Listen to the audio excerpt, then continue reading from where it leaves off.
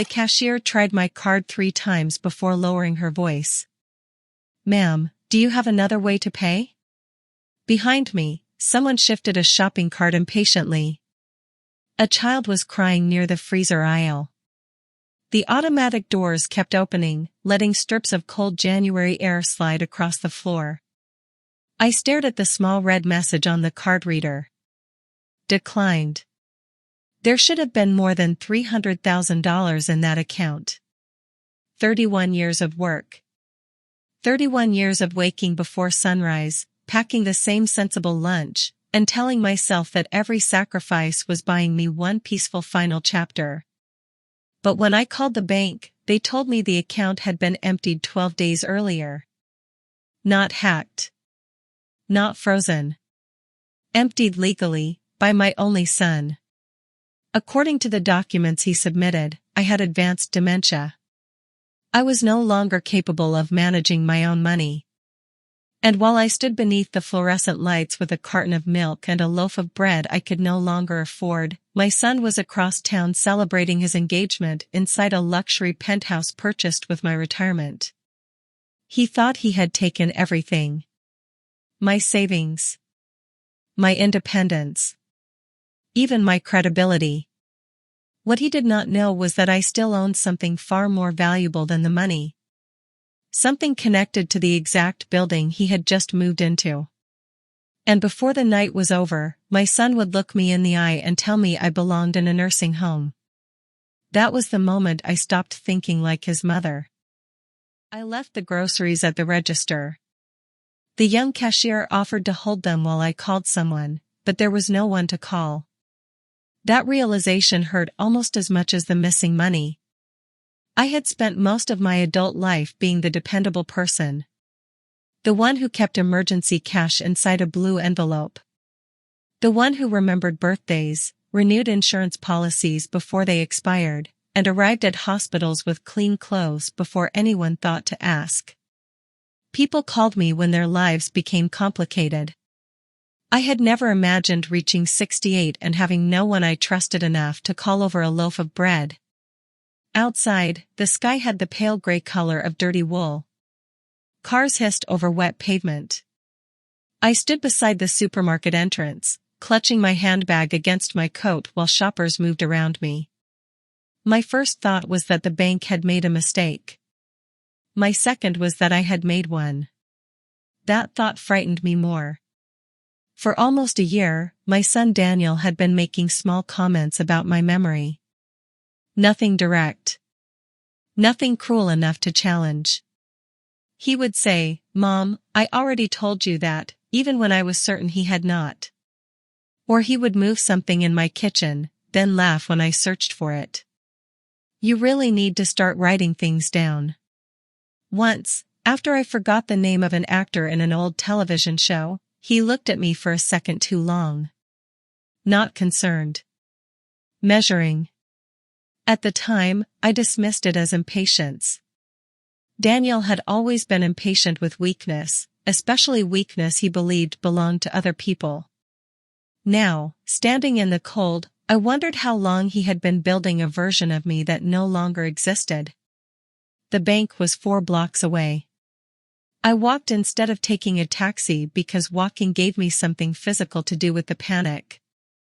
My shoes splashed through shallow puddles. The wind pushed strands of silver hair across my face. Each step seemed to repeat the same question. How much? How much? How much? By the time I reached the bank, my fingers were numb. The lobby smelled of polished wood and burnt coffee. Soft music played from hidden speakers. Everything looked calm in the way financial institutions are designed to look calm, even when someone's life is collapsing at the counter. A customer service representative named Maya greeted me. She was young, perhaps 30, with careful eyebrows and a wedding ring that caught the light when she typed. "I need to understand why my debit card was declined," I told her. "Of course. May I see your identification?" I handed it over. She entered my information, then stopped. Her expression changed very slightly. It was not shock. It was caution. "Mrs. Mercer, would you mind taking a seat?" "I would rather stand." She glanced toward the glass offices behind her. "I need to involve my manager. That usually means something has gone wrong." "I'm just reviewing the account." "No," I said quietly. "You're deciding how to tell me." Her eyes met mine. That was when I knew the problem was larger than a frozen card. The branch manager introduced himself as Robert Klein. He had the habit of adjusting his cuff before answering difficult questions. I noticed it immediately because Daniel used to rub his thumb against his index finger whenever he lied as a child. Robert led me into a glass-walled office and closed the door. Maya remained with us. "Mrs. Mercer," he began, "there have been several major transactions on your retirement account." "How major?" He turned his monitor slightly away from the lobby. "The primary account was closed after the funds were transferred." "To where?" "A holding account, followed by several outgoing payments." "What payments?" He hesitated. I leaned forward. "Mr. Klein, I am not confused. I am not emotional. And I am not leaving this office until someone tells me where my money went." His cuff moved again. "A substantial payment was made to a property escrow company. There were also transfers to an event planning service, a jewelry retailer, and 2 personal accounts." The room became strangely quiet. Not silent. I could still hear printers, muted conversations, the faint buzz of a fluorescent bulb. But those sounds seemed to move farther away. "How much was transferred to the property company?" He gave me the number. $212,000. My pension had not been enough to purchase a penthouse outright, but it had been enough for a large down payment, closing costs, furnishings, and the beginning of a wedding designed to impress people Daniel barely knew. I sat back slowly. "Who authorized it?" Robert looked at Maya. She lowered her eyes. Then he turned the screen toward me. There was Daniel's name. Daniel Mercer, financial representative. Below it was a scanned legal document. A durable power of attorney. My signature appeared at the bottom. It looked almost perfect. Almost. Daniel had copied the smooth curve of the E in Evelyn, but he had missed the small hesitation before the final R. I had broken that finger in a car door when I was 43. Since then, every signature I wrote ended with a faint upward hook. This one did not. "That is not my signature." Robert became still. The document was notarized. Then the notary either failed to see me or failed to care. There is also a physician's statement. He opened another file. I read the first line twice. "Patient displays signs of progressive cognitive impairment and is unable to make reliable financial decisions." My throat tightened. The letter carried the name of a clinic I had never visited and a doctor I had never met. Daniel had not merely stolen from me. He had created paperwork explaining why no one should believe me when I objected. I looked at Robert. "Did anyone call me before closing an account I have held for 26 years? Our records show that calls were made." "To what number?" He read it aloud. It was Daniel's. My contact number had been changed 3 months earlier. "Who authorized that?" He searched the account notes. This time, he did not adjust his cuff. "Your representative." Maya shifted in her chair. "I'm sorry," she said. It was the first human thing anyone in that office had said. I turned back to the screen. There were notes beside the transactions. Customer unable to participate due to declining health. Son assisting with transition to long-term care. Family requests discretion to reduce patient distress. Patient. Not mother. Not Evelyn. Patient. Daniel had reduced me to a diagnosis because a diagnosis was easier to rob than a person. Robert explained that the bank would open an internal fraud investigation. He advised me to contact the police and an attorney immediately. His words came in an orderly sequence. Case number. Affidavit. Identification verification. Temporary account. Each phrase was correct. None of it felt real. When I stood, my knees trembled once. Only once. Maya reached toward me, but I steadied myself against the chair before she touched my arm. Mrs. Mercer, is there someone who can take you home? My son, I said. Both of them looked uncomfortable. He is the person who did this. Daniel had sent me the engagement invitation 2 weeks earlier. Not personally. Through a digital message with a photograph of him and Vanessa standing beneath gold balloons. Vanessa was 32, elegant, and always perfectly arranged. Her hair fell in deliberate waves. Her smile looked expensive. I had met her only twice. The first time, she asked whether my retirement home had a guest suite. The second time, she corrected the way I pronounced the name of a French restaurant. Daniel said she came from a different world. What he meant was that she represented the world he wanted people to think he belonged to. The invitation listed the address of their new home. The Bellwether Residences. Penthouse 3. Cocktails at 7. Formal attire. Valet service available. I had declined because Daniel told me it was mostly Vanessa's people and I might feel overwhelmed by the noise. At the time, I thought he was protecting me. Now I understood he was keeping me away from the evidence. I returned home shortly after 4. The house looked exactly as I had left it. A folded blanket on the sofa. 2 cups drying beside the sink. A photograph of Daniel at age 9, missing his front teeth and holding a model airplane. I stopped in front of it. That boy had once crawled into my bed during thunderstorms. He had once saved coins in a glass jar because he wanted to buy me a red scarf for Christmas. After his father left, Daniel became watchful. He would sit at the kitchen table while I paid bills, asking whether we had enough. We're fine, I always told him.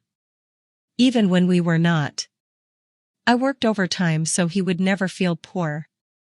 I paid for tutoring when his grades slipped, college when his scholarships did not cover enough, and rent when his first business failed. Every rescue had seemed temporary. Every sacrifice had felt maternal. But perhaps I had taught him the wrong lesson.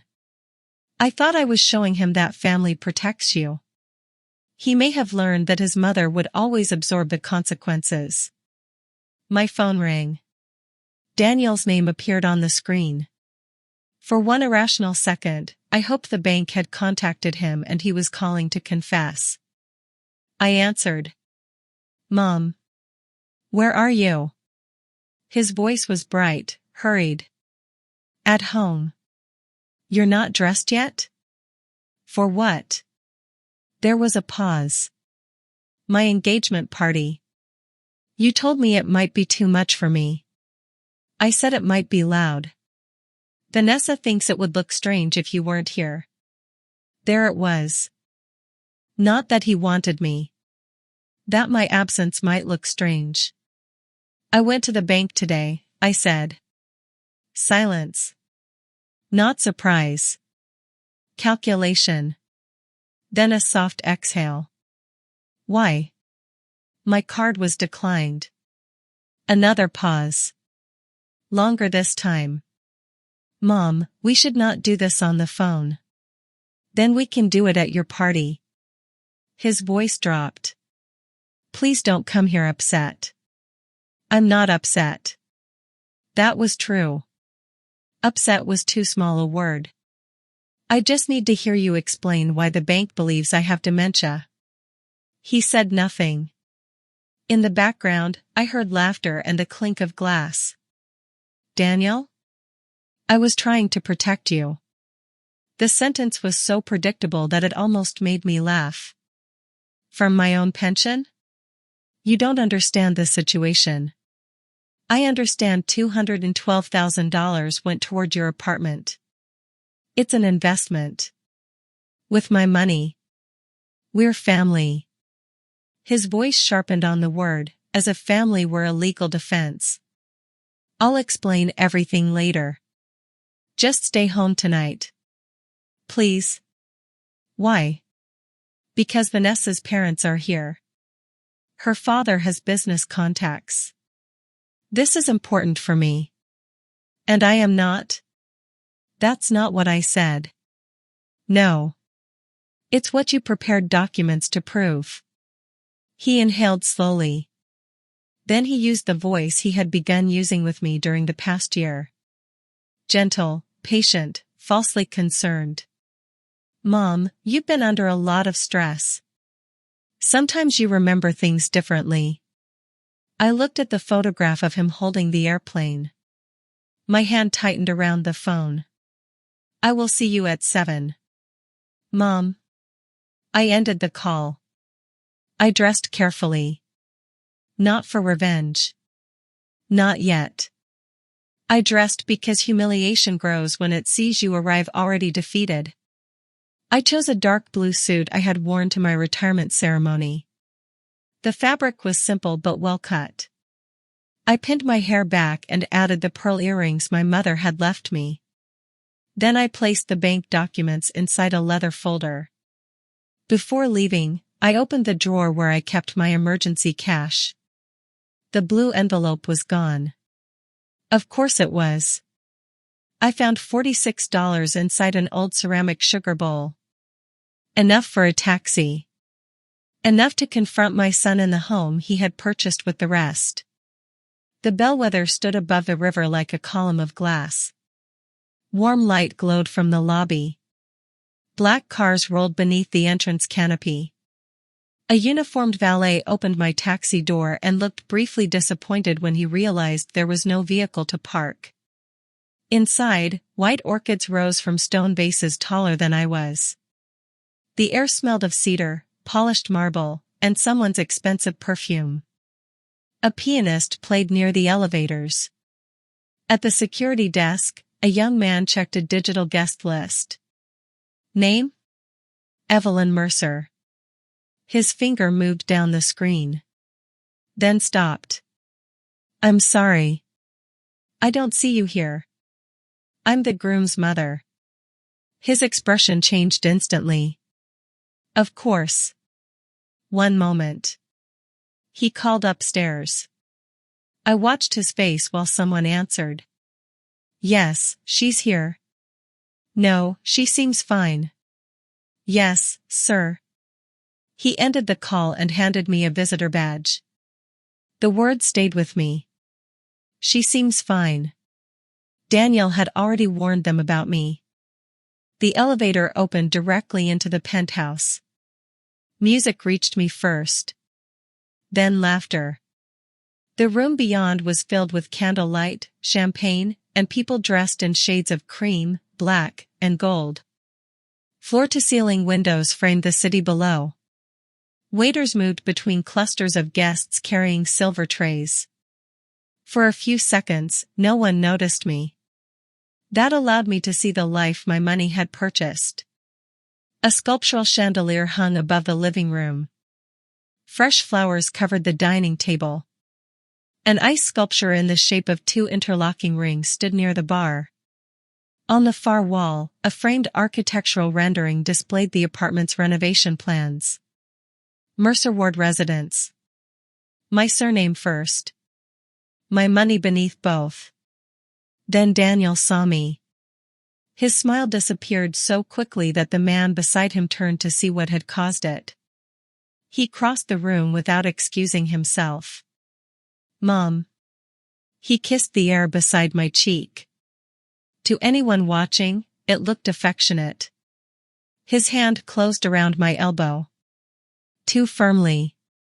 What are you doing here? You invited me. I told you to stay home. You told me you were protecting me. His jaw tightened. Not here. That has been your favorite phrase today. Vanessa approached before he could move me away. She wore a pale silk dress and a diamond ring large enough to catch every light in the room. Evelyn, she said, smiling with visible effort. What a surprise. I'm beginning to understand that. Her eyes moved over my suit, then toward the entrance, perhaps checking whether I had brought someone less embarrassing. We thought you weren't feeling well. I feel clearer than I have in months. Daniel's fingers tightened against my sleeve. I looked down at his hand. He released me. Vanessa's parents joined us. Her mother, Celeste, had the controlled expression of a woman accustomed to evaluating rooms before entering them. Her father, Richard Ward, was broad-shouldered, silver-haired, and already bored. Daniel performed the introductions. This is my mother, Evelyn. Richard shook my hand. We've heard a great deal about you. I imagine you have. Daniel cut in quickly. Mom recently retired. She's still adjusting to having so much free time. 31 years in municipal finance, I said. Adjustment takes a few weeks. Financial fraud takes longer. Daniel went pale. Vanessa blinked. Celeste's smile remained in place, but her eyes sharpened. Daniel laughed. A little too loudly. Mom has a strange sense of humor. I do, I said. Though I rarely joke about forged signatures. The conversation around us did not stop, but it softened. People nearby were listening without appearing to listen. Daniel leaned toward me. Can we speak privately? That is why I came. He led me down a hallway lined with framed photographs of himself and Vanessa. Sailing. Skiing. Standing beside a rented sports car. In every photograph, Daniel looked like a man trying to stay one step ahead of being recognized. He opened the door to a home office and waited until I entered. Then he shut it behind us. The music became a dull rhythm through the wall. What is wrong with you? He whispered. I placed the leather folder on the desk. What was the name of the doctor? His face hardened. Not tonight. The doctor who diagnosed my dementia. What was his name? You are making a scene. No. I asked you a question inside a closed room. You showed up uninvited and threatened me in front of Vanessa's family. I was invited to the party. I was not invited to the meeting where you declared me incompetent. He walked toward the window, then turned. For a moment, I saw the frightened child he had once been. Then the fear became anger. You were never going to use that money. I was using it to live. You live in a paid-off house. You barely travel. You buy clothes from the same department store you've used for 20 years. That made it available to steal? I did not steal it. You forged my signature. You signed documents months ago. No, Daniel. You forget things. There was the trap.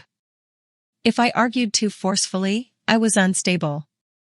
If I hesitated, I was confused. He had designed a conversation in which every reaction could be used against me. So I stopped reacting. I let the silence grow. Daniel had never tolerated silence. As a boy, he filled it with excuses. As a man, he filled it with cruelty. You needed help, he said at last. I stepped in. You changed my phone number at the bank. For convenience. You submitted a false medical statement. You've been slipping. Give me one example. You called me twice about the same dinner. You canceled and rescheduled the dinner without telling me. You left the stove on. The ignition switch was faulty. I had it replaced. You got lost driving to Aunt Miriam's house. The bridge was closed. His eyes moved away. Each piece of evidence had an explanation because none of it had ever been evidence. It had been rehearsal. I opened the folder and removed a copy of the forged power of attorney. Daniel looked at it, then at me. What do you want? My money returned. That's impossible. Then sell this apartment.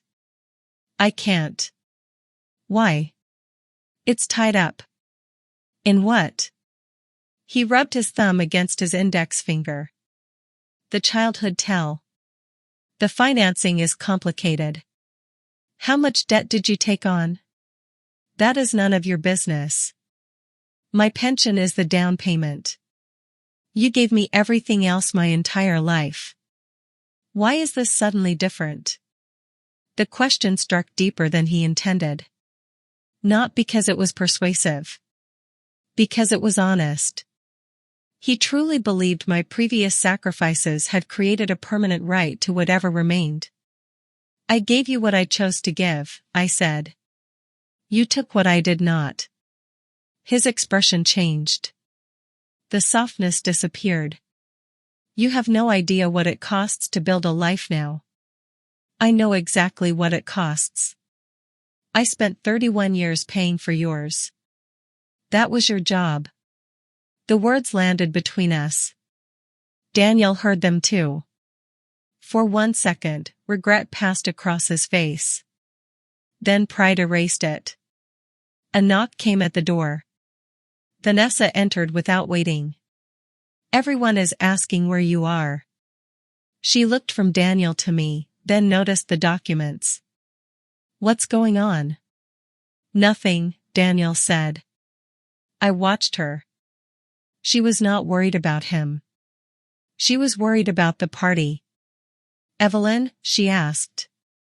Your fiancé used my retirement savings to make the down payment on this apartment. The color left her face. Daniel stepped between us.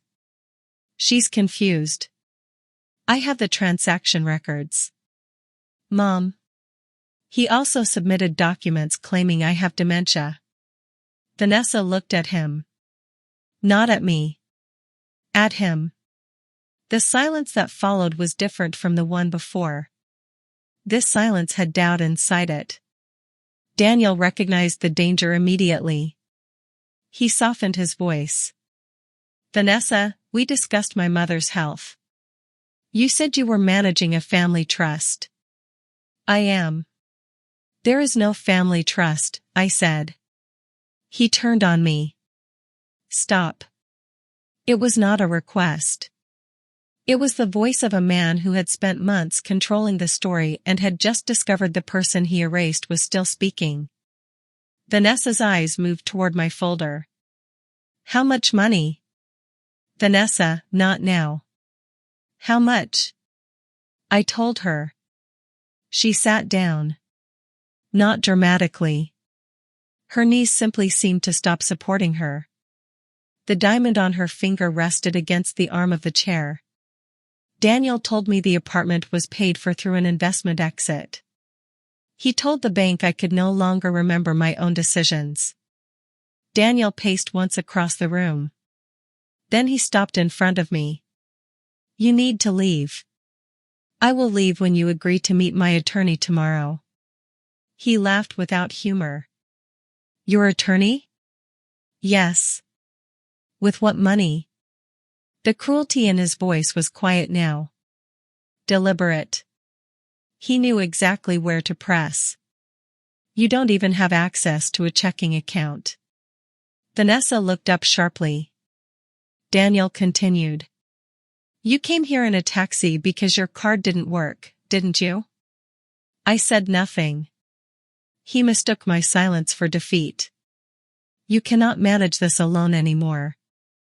That is the truth no one wants to say. The truth? Yes. You need supervision. Structure. Somewhere safe. I understood what was coming before he said it. He lowered his voice as though offering kindness. There are good residential homes, Mom. Places with nurses, activities, people your age. Maybe it's time you stopped pretending you can still handle everything. Vanessa whispered his name. Daniel. But he was watching me. He wanted me to break. He wanted tears, shouting, confusion. Anything he could point to later and call proof. So I picked up the folder, straightened the papers, and asked the only question that mattered. Did you already choose the home? His eyes flickered. That was my answer. I walked back into the party alone. The music was still playing. A waiter offered me champagne. I took a glass, not because I wanted it, but because my hand needed something steady to hold. Guests glanced toward the hallway. Some looked away when I met their eyes. Celeste Ward approached me near the windows. Is everything all right? No. She studied my face. Is Vanessa all right? I don't know. It was the most honest answer I had. Below us, the river reflected the city lights in broken strips. I wondered how many windows in that building held private disasters behind beautiful glass. Celeste lowered her voice. Daniel told us you had health concerns. I have one serious health concern. Her eyebrows lifted. My son. For the first time that evening, her expression almost softened. Then the office door opened. Daniel appeared with Vanessa behind him. He smiled for the room. She did not. I placed the untouched champagne on a passing tray. At the elevator, Daniel caught up with me. Do not come back here without calling. I pressed the button. Tomorrow morning, I am reporting the forged documents. He glanced toward the party, making sure no one was close enough to hear. You'll embarrass yourself. Perhaps. You think the bank will believe you over notarized paperwork and a medical evaluation? I think they will examine the truth. He leaned closer. You have no idea how difficult I can make this. The elevator doors opened. I stepped inside. Before they closed, I looked at the apartment around him. The marble floor. The chandelier. The skyline. All of it held together by money he thought no longer had an owner. Neither do you, I said. The taxi ride home was quiet. My reflection floated across the dark window, layered over restaurants, traffic lights, and strangers hurrying beneath umbrellas. For the first time since leaving the bank, I allowed myself to feel the grief. Not rage. Grief. The money mattered. Of course it did. It was safety. Choice. The ability to grow old without asking permission. But beneath that loss was something more difficult to calculate. My son had spent months preparing the world to doubt me. He had studied my age, my habits, my small human mistakes, and turned them into weapons. That kind of betrayal does not arrive in one moment. It rearranges every memory behind it. Every concerned phone call. Every offer to help with paperwork. Every time he took my keys and insisted on driving. I had thought he was becoming attentive. He had been gathering evidence. At home, the rooms felt colder than before. I locked the door and checked the windows. Then I carried an old wooden document box from the hall closet to the dining table. It had belonged to my late Uncle Arthur. Most of the papers inside were decades old. Property tax receipts. Insurance records. Corporate filings from a small real estate company he had established before I was born. When Arthur died, he left me several modest assets.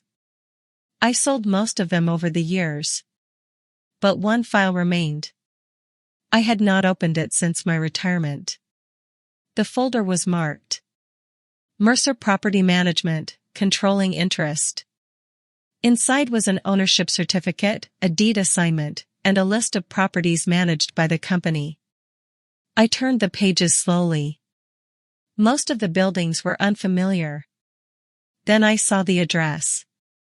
The same street. The same number printed on Daniel's invitation. The Bellwether Residences. For several seconds, I assumed I had misunderstood. I read the document again.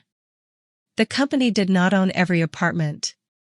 It owned the building's commercial management rights, controlled major service contracts, and held the master lease governing several premium units, including Penthouse 3, Daniel's new home. I sat alone at the dining table while rain tapped softly against the windows. My son believed I had no money, no credibility, no leverage. He believed the penthouse was the proof that he had escaped the ordinary life I represented. But the apartment was not truly his. Not yet.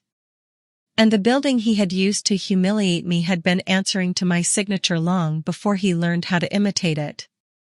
I closed the folder. For the first time that day, my hands were completely steady. I was still his mother. That was the part of me that wanted to call him, give him one final chance, and ask whether there was anything left worth saving. But motherhood was no longer going to make the decision. Evidence would. Timing would. And in the morning, I would visit a lawyer who knew more about Daniel's new home than Daniel did. Because my son had not simply stolen my retirement. He had moved directly into the one place where I still held the keys. If this betrayal has already made you question how well we truly know the people closest to us, stay with me. What happened next did not begin with screaming, police sirens, or public revenge. It began with one quiet legal meeting. And a maintenance notice delivered to Penthouse 3. I did not sleep that night. I tried. I changed into my night clothes, turned off the lamps, and lay beneath the quilt with my eyes closed. But every time the house became quiet, Daniel's voice returned. You need supervision. Somewhere safe. Maybe it's time you stopped pretending. At 2 a.m, I stopped fighting the wakefulness. I made tea and carried the wooden document box back to the dining table. Rain traced thin lines down the windows. The refrigerator clicked on and off. Somewhere inside the walls, an old pipe gave a tired knock. I spread the papers beneath the yellow light. The ownership structure was complicated, but not impossible. My uncle Arthur had established Mercer Property Management nearly 40 years earlier. It began with 3 apartment buildings and a row of small commercial units. Over time, the company sold some properties and acquired management rights in others. When Arthur died, he left 55% of the voting shares to me. At the time, the company's daily operations were handled by a professional board and an outside management team. My role had been mostly passive. I received small annual reports, signed occasional resolutions, and approved major structural decisions.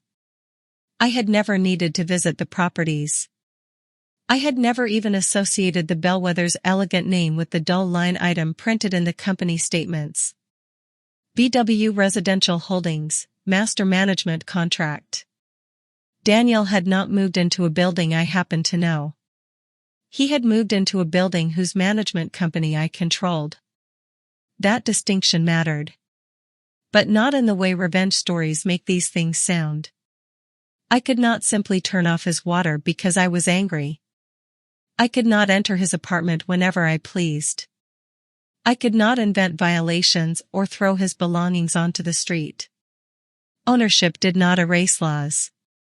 If anything, it created more responsibilities. But it gave me something Daniel had tried to take away. Access to records. A legitimate seat at the table. And the right to ask questions he had never expected me to ask. At 7:30, I called Martin Hale. Martin had been my uncle's attorney before becoming mine. He was 74, stubborn about paper calendars, and one of the few men I knew who still dictated letters into a handheld recorder. He answered on the fourth ring. Evelyn? I'm sorry to call so early. At my age, early is the only time people call with useful information. I need a lawyer. You have one. I need one who can tell me whether my son committed financial fraud. There was silence. Not the awkward kind. Martin knew how to let difficult words settle before touching them. What happened? I gave him the facts. Not my feelings. The emptied account. The forged power of attorney. The false medical statement. The altered phone number. The penthouse. When I mentioned the bellwether, he interrupted me. The bellwether on Riverside? Yes. Another pause. Bring every document you have. When? Now. Martin's office occupied the second floor of an old brick building above a pharmacy. The stairwell smelled faintly of dust and winter coats. Framed photographs of the city hung crookedly on the walls. His receptionist, Nora, took one look at me and brought coffee without asking. Martin stood when I entered. He had become thinner since I last saw him, but his eyes remained sharp. He did not hug me. Martin was not a man who offered comfort before understanding the problem. He pointed toward a chair. Start at the beginning. I placed the bank folder and Arthur's documents on his desk. For nearly 40 minutes, he said very little. He read. Made notes. Asked dates. Asked whether Daniel had access to my house. Asked whether I had ever signed a power of attorney in the past. Asked whether I had visited any physician during the month listed on the medical statement. Then he removed his glasses. You need a criminal attorney as well. Criminal? For Daniel. The word tightened something in my chest. It was one thing to think of my son as dishonest. Another to hear a lawyer place him inside the language of crime. Martin continued. Forgery. Financial exploitation of an older adult. Possibly identity fraud. Conspiracy, depending on who helped him. He could go to prison. Yes. He did not soften it. You should understand that before we proceed. I looked toward the window. Across the street, a delivery driver was stacking boxes beside the pharmacy entrance. People passed carrying coffee, checking phones, living ordinary mornings. I want my money back. That may require freezing assets. The apartment? Possibly. I don't want him protected from consequences. That wasn't my question. I turned back. Martin leaned forward. Do you want justice, Evelyn, or do you want control? I did not answer immediately. He waited. I want the truth to become impossible for him to hide. That is closer to justice. Closer? Justice follows rules. Control follows emotion. The moment you confuse the two, you become easier for Daniel's attorney to attack. His words stung because they were accurate. I had arrived carrying legal documents, but beneath them I was still a mother who had been told to disappear. Anger wanted speed. Martin was asking for discipline. He examined the bellwether papers next. The more he read, the more his expression changed. Arthur never mentioned that this company retained the master lease on premium units. He mentioned many things. Usually during Thanksgiving, after his second glass of wine. Martin almost smiled. Penthouse 3 is not owned outright by your son. The invitation made it sound like it was. People use the word purchased loosely when they're trying to impress their future in-laws. He pulled up the corporate records on his computer. The unit was acquired through a lease-to-own arrangement. Daniel made a substantial initial payment. He assumed the remaining obligations through a private residential contract. What does that mean? It means he owns the furniture and a financial interest in the agreement. The building still controls the underlying unit until every condition is satisfied. Can he be removed? Not because he stole from you. I understand. But if the payment was made using fraudulent funds, the contract may be challenged. And if he violated the financial disclosure clause, the lease may be suspended. I looked at him. Financial disclosure clause? Premium units require verified income and proof of lawful funding. It protects the building from money laundering, fraudulent purchases, and reputational exposure. Daniel had always thought fine print existed for other people. Martin rotated the screen toward me.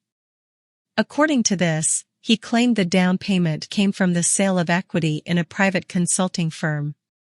He never owned a consulting firm. Then he lied twice. To the bank and the building. Possibly 3 times. We still need to see what he told the lender. Nora entered with a stack of company records. Martin had asked her to pull the most recent board filings. She placed them beside me and tapped the top page. You are still listed as majority voting shareholder. I thought the board handled everything. They do, Martin said. Until the majority shareholder decides to attend. I read the names. Board Chairman, Henry Larkin. Chief Operations Officer, Priya Shah. Building Manager, Thomas Reed. I remembered Henry as a quiet accountant who wore bow ties at annual meetings. Priya had joined the company years later and sent detailed reports I rarely read beyond the executive summary. Thomas Reed was unfamiliar. Can I speak to them? You can, Martin said. But before you do, we create a wall between your family dispute and your corporate authority. What kind of wall? A written record. Every action concerning Daniel's apartment must be based on existing policies, verified violations, and independent staff recommendations. So no special treatment. Correct. For him or for me. Especially for you. By 10:30, Martin had arranged 3 meetings. One with a financial crimes attorney. One with the bank's fraud division. And one with the Mercer Property Management Board. Before I left, he handed me a yellow legal pad. Write down everything you remember from the past 6 months. Everything? Every comment about your memory. Every document Daniel asked you to sign. Every time he borrowed your phone, entered your house, handled your mail, or offered to manage an account. That could take hours. It should. At the door, he stopped me. And Evelyn? Yes? Do not contact him. He contacted me last night. From now on, save every message. Record dates and times. Do not threaten him. Do not tell him what you know. He already knows I went to the bank. He does not know you own the company. No. Keep it that way. Outside, the rain had stopped. The pavement shone beneath a thin winter sun. For the first time since the supermarket, I felt something other than panic. Not relief. Structure. There is a difference. Relief tells you the danger has passed. Structure tells you where to place your feet while walking through it. Daniel called before I reached home. I let it ring. A message followed. We need to discuss your behavior last night. Then another. Vanessa is extremely upset. A third arrived 5 minutes later. I'm coming over this afternoon. I forwarded them to Martin. His reply was immediate. Do not let him inside. At noon, Daniel sent a longer message. I know you're angry, but making accusations in public is not healthy. Vanessa's father is worried about what this could do to our future.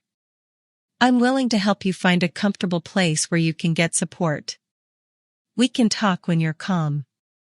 He had written it for an audience. Not for me. The message sounded patient, reasonable, concerned. If shown to a judge without context, it made him look like a devoted son managing a difficult mother. I read it twice. Then I noticed the final sentence. We can talk when you're calm. He was still building the record. At 1:15, a black car stopped outside my house. Daniel stepped out wearing the same coat from the engagement party. He carried a paper bag from an expensive bakery. Even as a child, he had brought gifts when he wanted to avoid apologies. I watched from behind the curtain as he checked his reflection in the car window. Then he walked to the door. The bell rang. I did not answer. He knocked. Mom? Another knock. I brought lunch. I remained in the hallway. Through the frosted glass, his shape shifted. His voice became softer. I'm not here to fight. The handle moved. Locked. He tried it again. Then I heard the faint scrape of metal. A key. My key. I stepped back. The lock turned halfway and stopped. I had installed the interior security latch after my husband left. Daniel had always teased me about it. Now it held. Mom? His voice changed. Not worried. Annoyed. Open the door. I took out my phone and began recording. I'm not receiving visitors. Silence. Then his face appeared beside the narrow glass panel. You can't shut me out. This is my house. I'm your son. You have a key I did not authorize you to keep. You gave it to me. For emergencies. This is an emergency. For whom? His mouth tightened. He looked toward the neighboring houses. Can we not do this where people can hear? You came to my door. I came to help you. No. You came to see what I know. He lowered his voice. You're making everything worse. For you? For everyone. There is no everyone, Daniel. There is you, and there is the woman whose name you signed. He stepped closer to the glass. Vanessa is reconsidering the wedding. That was the first honest thing he had said. Not concern for my well-being. Not fear for my health. Fear of losing Vanessa. I'm sorry to hear that. You did this. No. You did. I only said it aloud. His composure slipped. You humiliated her in front of her parents. I told her where the money came from. You made it sound like I stole it. You did. His palm struck the door. Not hard enough to damage it. Hard enough to make the glass vibrate. We both went silent. Daniel looked at his own hand as though it belonged to someone else. Then he straightened his coat. When he spoke again, the concerned son voice had returned.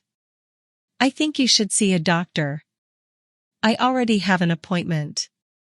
That was not true yet, but it unsettled him. His eyes sharpened. With whom? A doctor. Give me the name. No. I need to know what medications you're taking. I'm not taking any. You were always stubborn. And you were always careless when frightened. His face became still. For a moment, the mask fell completely. What are you doing, Mom? Locking my door.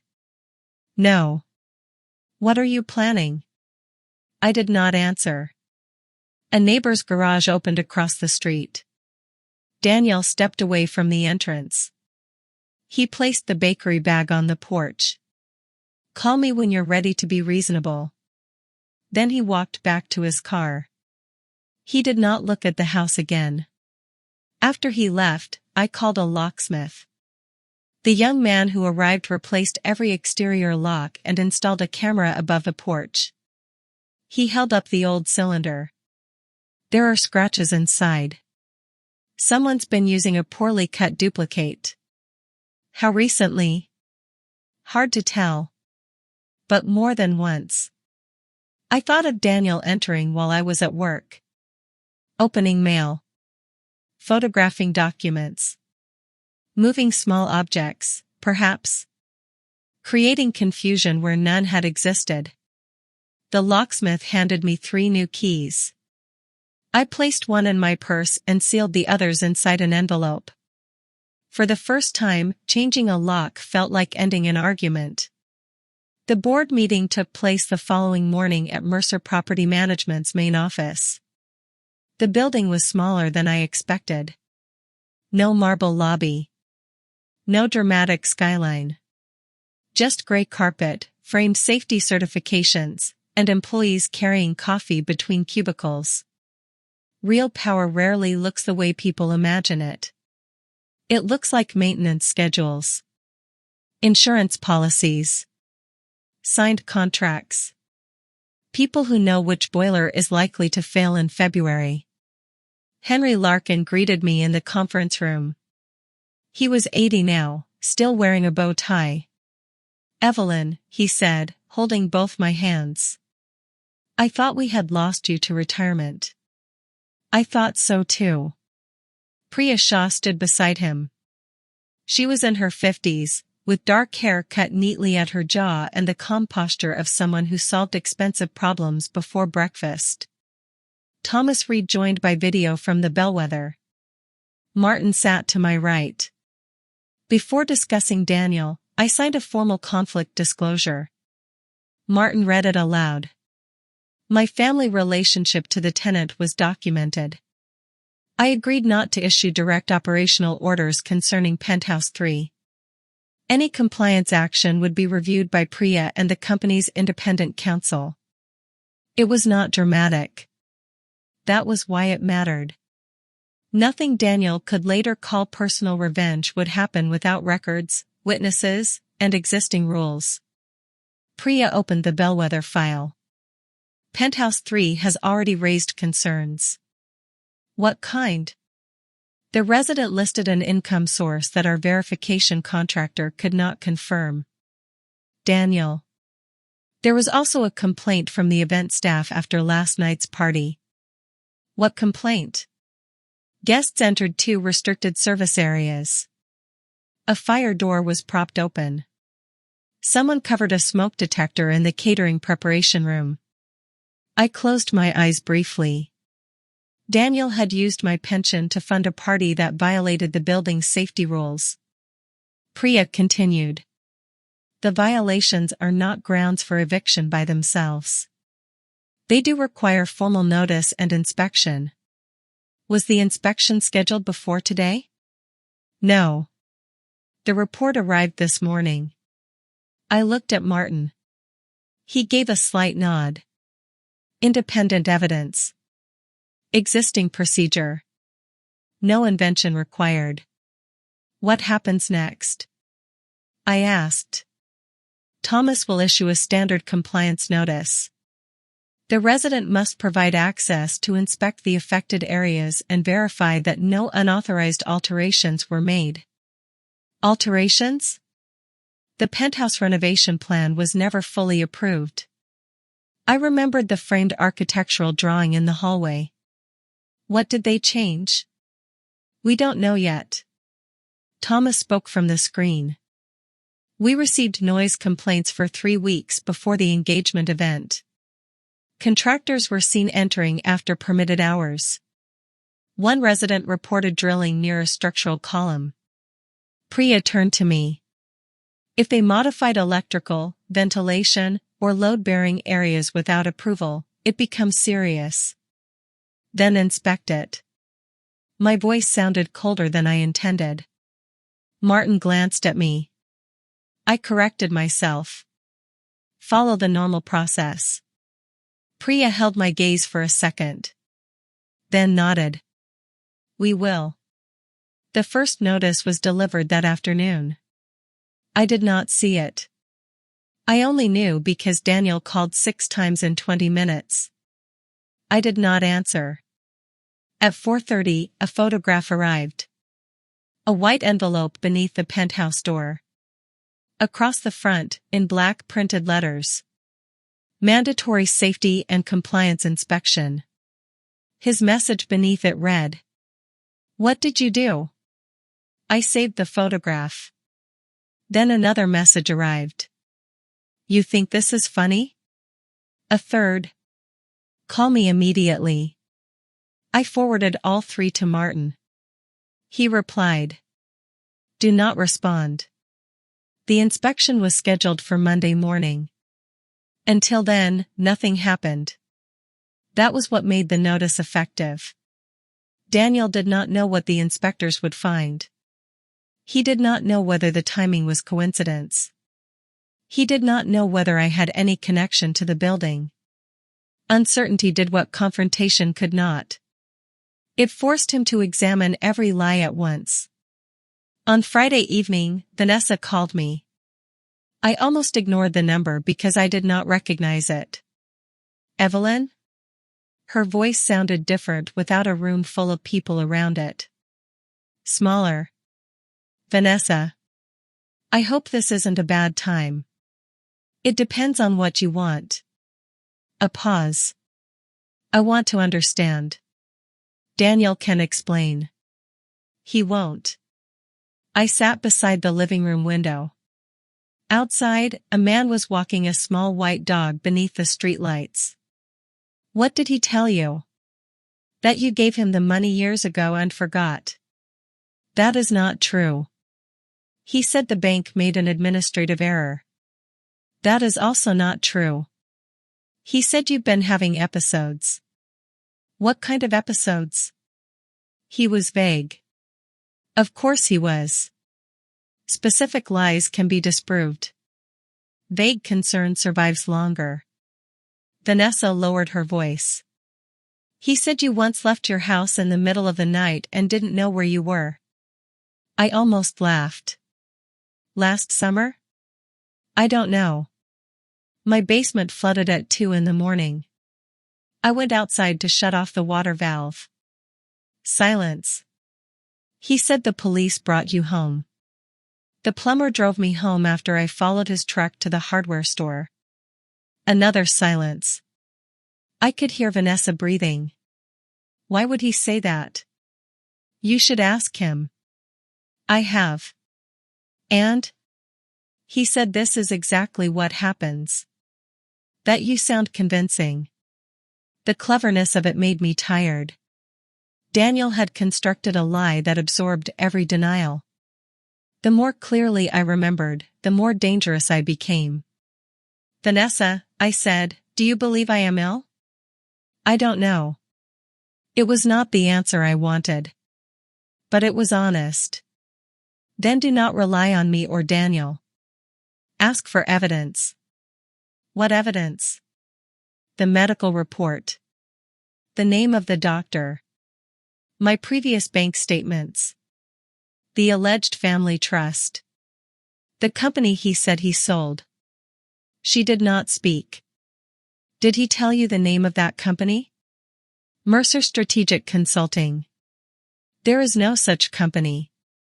I searched for it. And? I found a website. That surprised me. What kind of website? 1 page. No staff names. No clients. It says the company was acquired last year. By whom? It doesn't say. Daniel had not merely lied in conversation. He had built scenery around the lie. A website. A false business. Perhaps documents. The scheme was larger than I understood. Send me the address, I said. Why? Because my attorney will want to see it. At the word attorney, her voice tightened. Are you actually suing him? I am protecting myself. He says you're trying to destroy our wedding. The wedding did not empty my account. But if you file charges? She stopped. There it was. The question beneath every question. Not whether Daniel was guilty. Whether his guilt would inconvenience her life. Vanessa, did you know he used my money? No. Would you have accepted the apartment if you had? I don't know. That answer should worry you. Her breathing changed. I love him. I believe you. He's under pressure. My father expects him to provide a certain kind of life. Did your father ask him to commit fraud? No. Then pressure is not an explanation. She became defensive. You don't know what Daniel has been dealing with. You're right. I looked at the old photograph on my mantle. My son holding the model airplane. You may know the man, he became better than I do. She did not answer. Before ending the call, she said one last thing. The inspection notice, was that you? I watched the dog disappear around the corner. The building has rules. That isn't an answer. It is the only one I'm giving you. The website for Mercer Strategic Consulting looked convincing at first glance. Dark blue background. Photographs of glass offices. Language about strategic growth, market transformation, and confidential acquisitions. There was no address. No phone number. No executive names. The domain had been registered 5 months earlier. 2 weeks before Daniel submitted the false power of attorney. Martin's investigator found that the website photographs came from stock image libraries. The company's registration number belonged to a dissolved landscaping business in another state. Daniel had built the company to support the story he planned to tell. That meant the theft was not impulsive. It was planned. Month by month. Document by document. Lie by lie. On Monday morning, the bellwether inspection began at 9. I stayed at Martin's office. He insisted. If you appear at the building, Daniel will claim intimidation. So I sat across from Nora's desk while rain struck the office windows and waited for updates. At 9:20, Priya called. Daniel had refused entry. He says the notice is retaliatory, she said. Did he say by whom? Not directly. What happens now? We issue a second notice. Refusal itself becomes a lease violation. Martin wrote something on his legal pad. Do not accelerate beyond standard timelines, he said. Priya agreed. At 10:05, she called again. Daniel had changed his mind. The inspectors were inside. They found several unauthorized alterations. A wall partially removed between the dining room and kitchen. Electrical work performed without permits. A high-end gas fireplace connected to an unapproved line. Ventilation modifications in the primary bedroom. Most troubling was the office. Daniel had installed a concealed wall safe behind one of the framed sailing photographs. The safe itself was not illegal. The wiring around it was. A building electrician photographed everything. Daniel followed the inspectors from room to room, demanding names, credentials, and written explanations. Vanessa remained near the windows with her arms folded. At one point, according to Thomas, she asked Daniel why he had never mentioned the renovations were unapproved. He told her the building was trying to extort them. Then the inspectors reached the service closet. Inside were 3 unopened envelopes addressed to me. My full name. My home address. Bank correspondence. The envelopes had been redirected, then carried into Daniel's penthouse. Thomas photographed them without touching them. He called Priya. Priya called Martin. Martin looked across the desk at me. Your mail is in his apartment. The room tilted slightly. Not because I was surprised. Because evidence has weight. Suspicion floats. A photograph lands. Can they retrieve it? I asked. Not without consent or law enforcement, Martin said.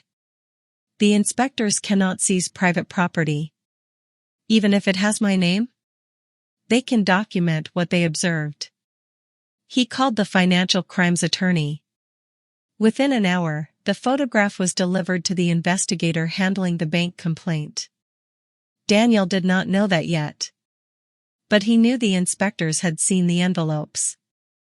At 11:40, he called me. I answered this time.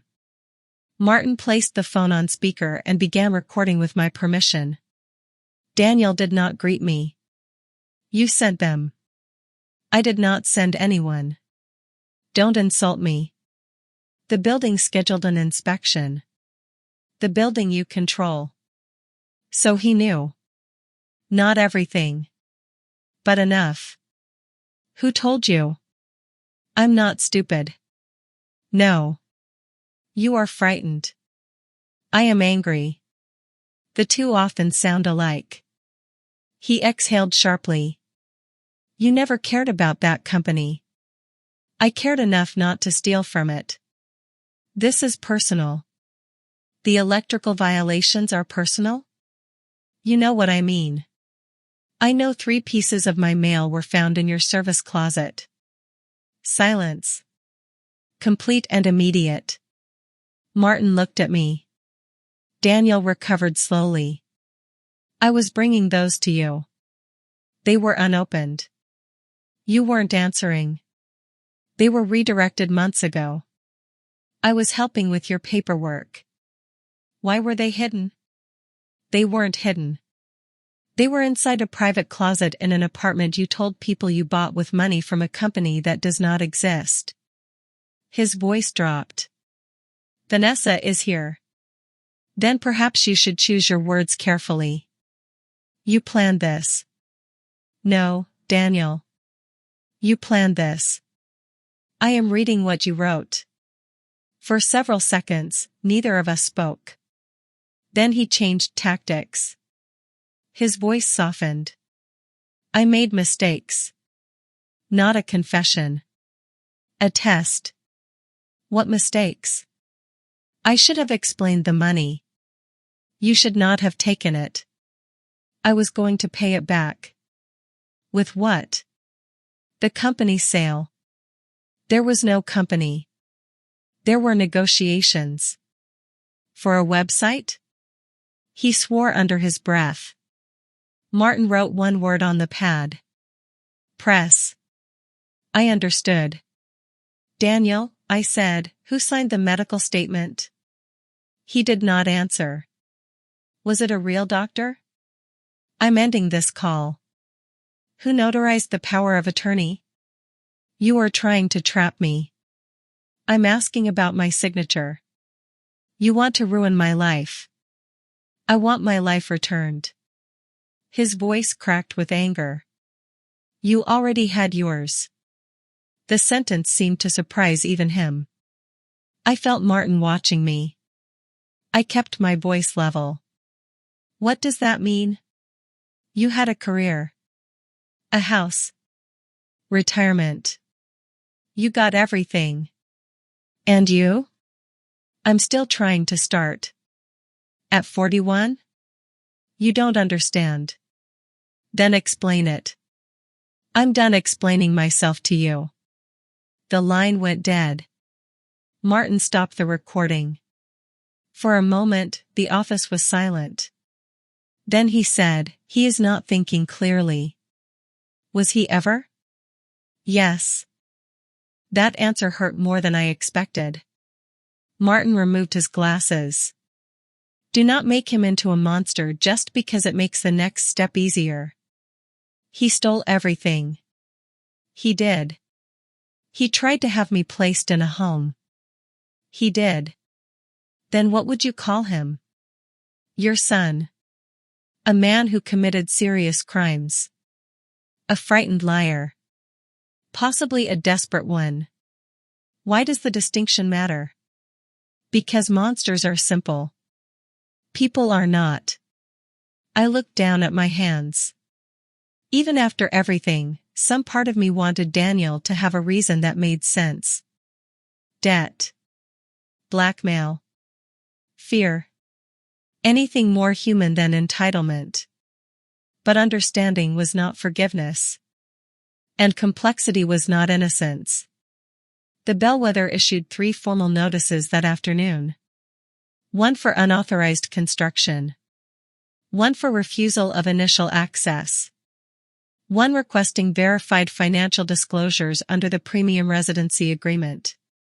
The deadlines were standard. 10 business days for the construction response. 5 for financial documentation. Immediate suspension of further renovation work. Daniel could still resolve the building issues. He could hire licensed contractors. Pay penalties. Submit truthful records. But truth was the one document he could not manufacture quickly enough. That evening, he found another envelope beneath his door. It did not come from the building. It came from the bank. Notice of asset review and temporary restriction. The remaining funds in the holding account were frozen. The jewelry payment was being investigated. The event planning company had been instructed not to accept further transfers from the disputed account. The wedding was 6 weeks away. Daniel's carefully constructed life had not collapsed. Not yet. It had simply stopped moving forward. Sometimes that is more frightening. A collapse is visible. A freeze leaves you standing inside the life you wanted, unsure which part will disappear first. At 8:15, Vanessa sent me a message. Daniel says this will all be resolved tomorrow. Is that true? I stared at the words. Then replied. Ask him to show you the medical report. 3 minutes passed. Then 5. Her next message contained only a photograph. A medical statement on white clinic letterhead. At the bottom was the signature of Dr. Alan Pierce. The doctor Daniel claimed had evaluated me. Above the signature, one sentence had been highlighted. Diagnosis based on information supplied by immediate family caregiver. Patient was not examined in person. I read it twice. Daniel had not found a doctor willing to lie about examining me. He had found one willing to diagnose me without doing it. That distinction might save the doctor's license. It would not save Daniel. Vanessa's next message arrived before I could respond. He told me you were there. I typed carefully. I have never met Dr. Pierce. A long pause. Then, who is Daniel? I looked toward the dark window. That was not a question I could answer for her. I was no longer certain I could answer it for myself. The next morning, Martin called before breakfast. His voice was unusually tense. The investigator traced the jewelry purchase. The engagement ring? Yes. Was it bought with my money? Partly. What does partly mean? The retailer received 2 payments. One from your account. The other from a business account. Mercer Strategic Consulting? No. He paused. The second payment came from Vanessa Ward. I sat down at the kitchen table. Vanessa paid for her own ring? Not knowingly, according to the initial record.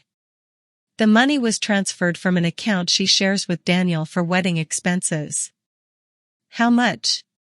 Martin told me. Nearly $40,000. Daniel had taken money from both of us. My pension had created the appearance of wealth. Vanessa's savings had helped maintain it. What else? I asked. There is more.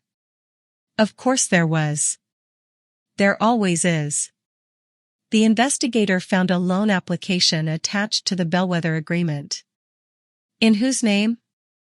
Yours. The kitchen became very still. My name? Daniel applied for a private loan using your house as collateral. I looked around the room. The cabinets I had painted twice. The dining table where Daniel had done his homework. The window my husband had replaced before leaving. My home was paid off. It was the last asset I believed remained untouched. Was the loan approved? Not yet. Why not? The lender requested an in-person cognitive assessment before final authorization.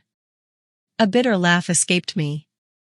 The lie Daniel used to take my money had become the obstacle preventing him from taking my house. Does he know the lender contacted you? No. Good. Martin did not respond immediately. Then he said, Evelyn, this changes our timeline. What happens now? We seek an emergency protective order on your remaining assets. Today. And Daniel? The financial crimes attorney believes the police now have enough to request an interview. My hand tightened around the phone. Will they arrest him? Possibly not today. But they'll question him. Yes. I looked through the window toward the empty street. In the distance, a delivery van turned the corner. An ordinary morning. Another envelope. Another knock. Another part of Daniel's story about to become impossible to maintain. At 11:16, the bellwether security camera recorded two detectives entering the lobby. They asked for penthouse 3. Thomas notified Priya. Priya notified Martin. No one notified Daniel. He opened the penthouse door wearing a white shirt with the sleeves rolled back. Vanessa stood behind him. According to Thomas, Daniel smiled when he saw the badges. Not because he was calm. Because smiling was the first tool he reached for whenever the truth arrived unexpectedly. The detectives asked whether they could come inside. Daniel said he wanted an attorney. That was his right. They handed him a card and informed him that the bank fraud investigation involved forged documents, diverted correspondence, and an attempted loan secured against my home. Vanessa heard everything. She turned toward Daniel. Thomas could not hear what she said. He only saw her remove the engagement ring. She placed it on the table beside the door.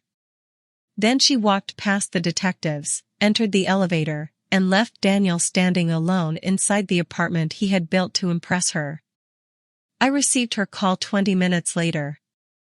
She was crying, but trying not to let me hear it. He used my money too.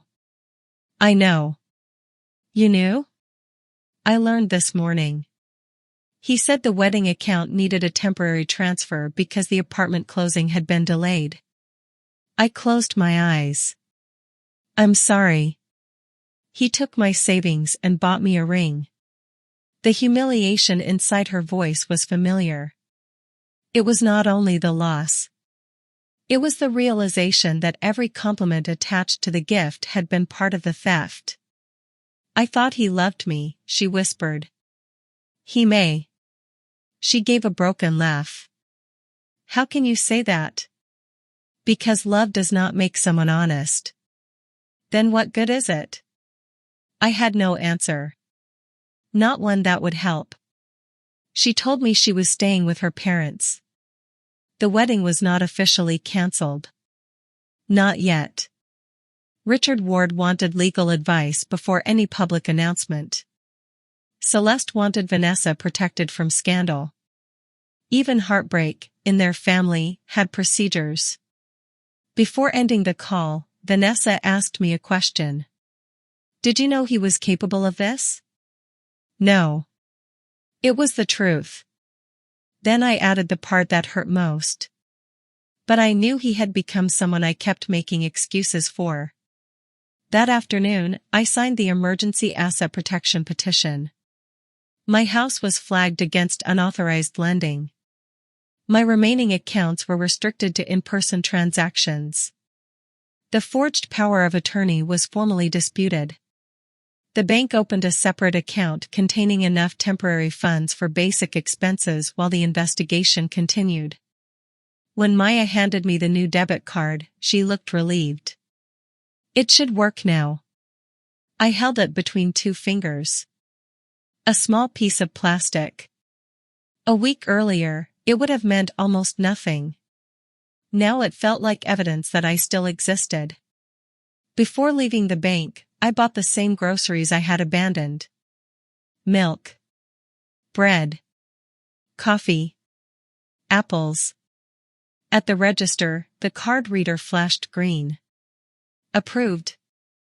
The cashier smiled without knowing why my eyes had filled. I carried the bags outside myself. That evening, I found another voicemail from Daniel. His voice was quiet. No anger. No performance. Mom. I need to talk to you. A long pause followed. I know how this looks. He breathed into the phone. But you don't know everything. Then the message ended. I listened again. Not because I believed him.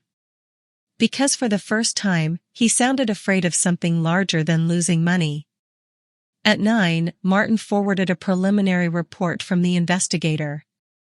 Buried among the financial records was a repeated payment. Every month for nearly a year, Daniel had sent money to the same recipient. Not a lender. Not a business. A woman named Claire Donovan. The transfers began long before he met Vanessa. The most recent payment had been made 3 days after he emptied my pension account. The note attached to it contained 2 words. Keep quiet. I stared at the screen. Daniel had stolen from me. He had lied to Vanessa. He had invented a company and built a false medical history around my life. But now there was someone else. Someone he had been paying for silence. And suddenly, the question was no longer only what my son had done. It was what he was trying to hide. I closed the laptop and looked toward the dark hallway. The house was secure. The accounts were protected. The building had begun its legal process. For the first time, Daniel was no longer controlling every room he entered. But the satisfaction I expected never came. There was only a deeper unease. Because money explains greed. Fear explains urgency. But silence payments explain secrets. And whatever Claire Donovan knew had frightened my son enough to risk my pension, my home, and his own future to keep it buried. The following morning, a cream envelope arrived by courier. There was no return address. Inside was a photograph of Daniel standing beside a hospital bed. The picture was dated 11 months earlier. A woman lay beneath the blankets, her face turned away from the camera. On the back, someone had written, "Ask your son why he needed you declared incompetent before she woke up." Below it was a phone number. I read the message once. Then again. The room seemed to lose all sound. Daniel had told me I did not know everything. For the first time, I believed him. And I was beginning to suspect that the pension was not the beginning of his plan. It was the price of keeping something much darker from reaching the surface. Before we continue, make sure you stay with this story, because what I discovered about the woman in that hospital bed changed everything I believed about my son. Not only why he stole my retirement, but why he needed the world to believe I could no longer be trusted. I picked up the phone, entered the number, and waited. A woman answered after the second ring. "Mrs. Mercer?" She already knew who I was. Then she said the sentence that turned my anger into fear. Please don't tell Daniel I'm alive. Please don't tell Daniel I'm alive. The woman's voice was weak but controlled. I held the phone against my ear and stared at the photograph lying on my dining table. Claire Donovan? Yes. Where are you? I'm somewhere he cannot reach me. That doesn't answer the question. It's the safest answer I can give until I know whether you're working with him. I looked at Daniel's face in the photograph. He stood beside her hospital bed with one hand in his coat pocket. His expression was solemn, almost tender. If I had seen the picture a week earlier, I might have thought he was worried about her. Now I noticed what was missing. He was not touching her. He was not looking at her. He was looking toward the camera. Even beside an unconscious woman, Daniel had been aware of how he appeared. What did my son do to you? I asked. Claire inhaled slowly. That depends on whether you're ready to hear who he was before he met Vanessa. I'm ready to hear the truth. That isn't always the same thing. No, I said.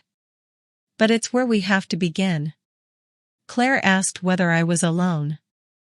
I checked the locked front door and glanced toward the new security camera. Yes. She told me to write nothing down. No emails. No text messages. No attempt to trace the number. Daniel doesn't have access to my phone. He probably had access to more of your life than you realize. I am beginning to understand that. There was a pause.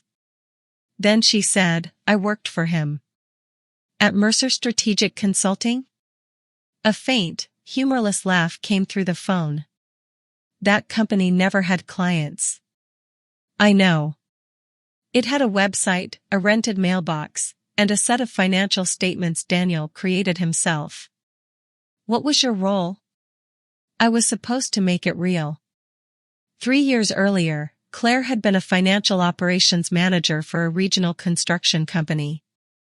She was 42, recently divorced, and raising a teenage daughter. Daniel met her at a business networking event. He presented himself as an independent consultant who helped failing companies reorganize debt and attract investors. At first, Claire believed him. Daniel could be convincing when he spoke about the future. He never described money directly. He described freedom.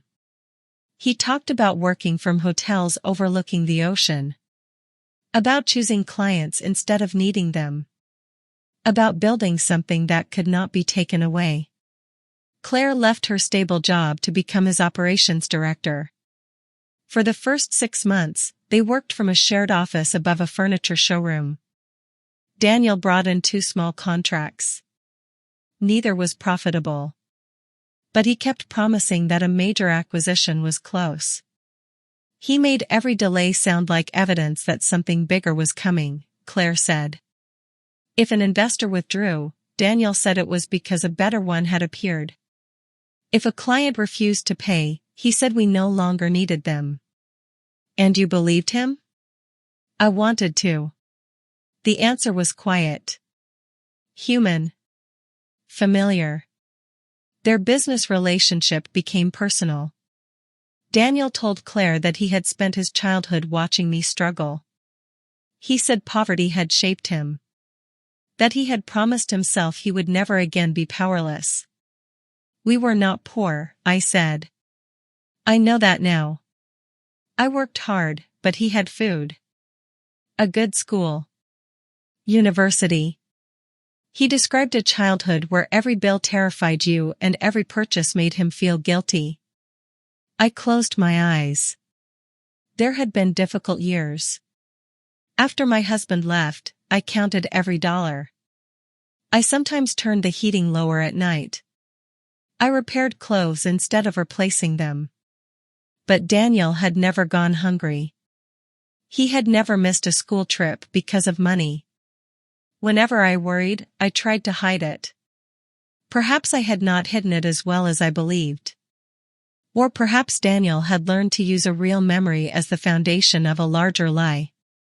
Claire eventually discovered that the company's financial statements contained revenue from clients she had never heard of. Daniel explained that the work was confidential. Then she found loan applications bearing my name. Not the power of attorney he later used at the bank. Earlier documents. On one application, I was listed as a silent investor. On another, I had supposedly guaranteed a business credit line with my house. That was 11 months ago, Claire said. I asked him whether you knew. What did he say? He said you had agreed but were becoming forgetful. Even then. Long before my pension disappeared, Daniel had begun preparing the same explanation. I asked to speak with you directly, Claire continued. He became angry. How angry? He didn't shout. Daniel rarely shouted with me. That sounded like him. His most dangerous moments were often the quiet ones. He told me you were ashamed of your condition.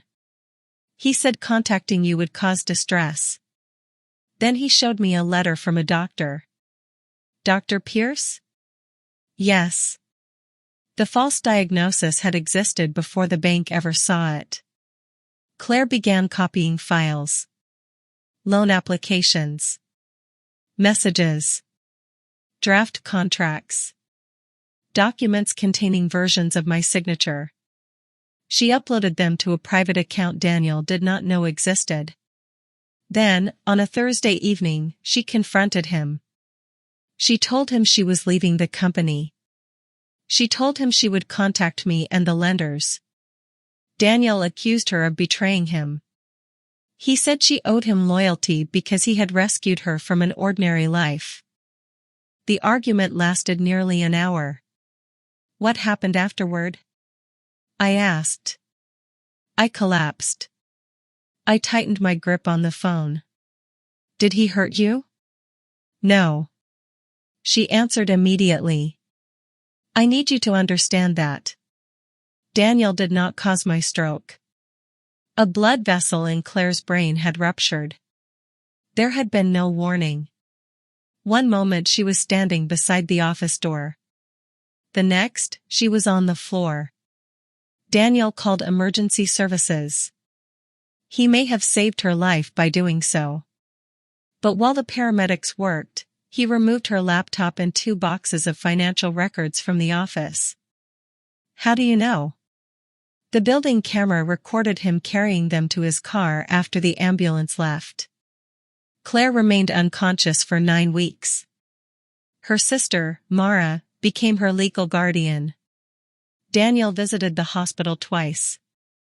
The first time, he brought flowers and asked whether Claire had regained consciousness.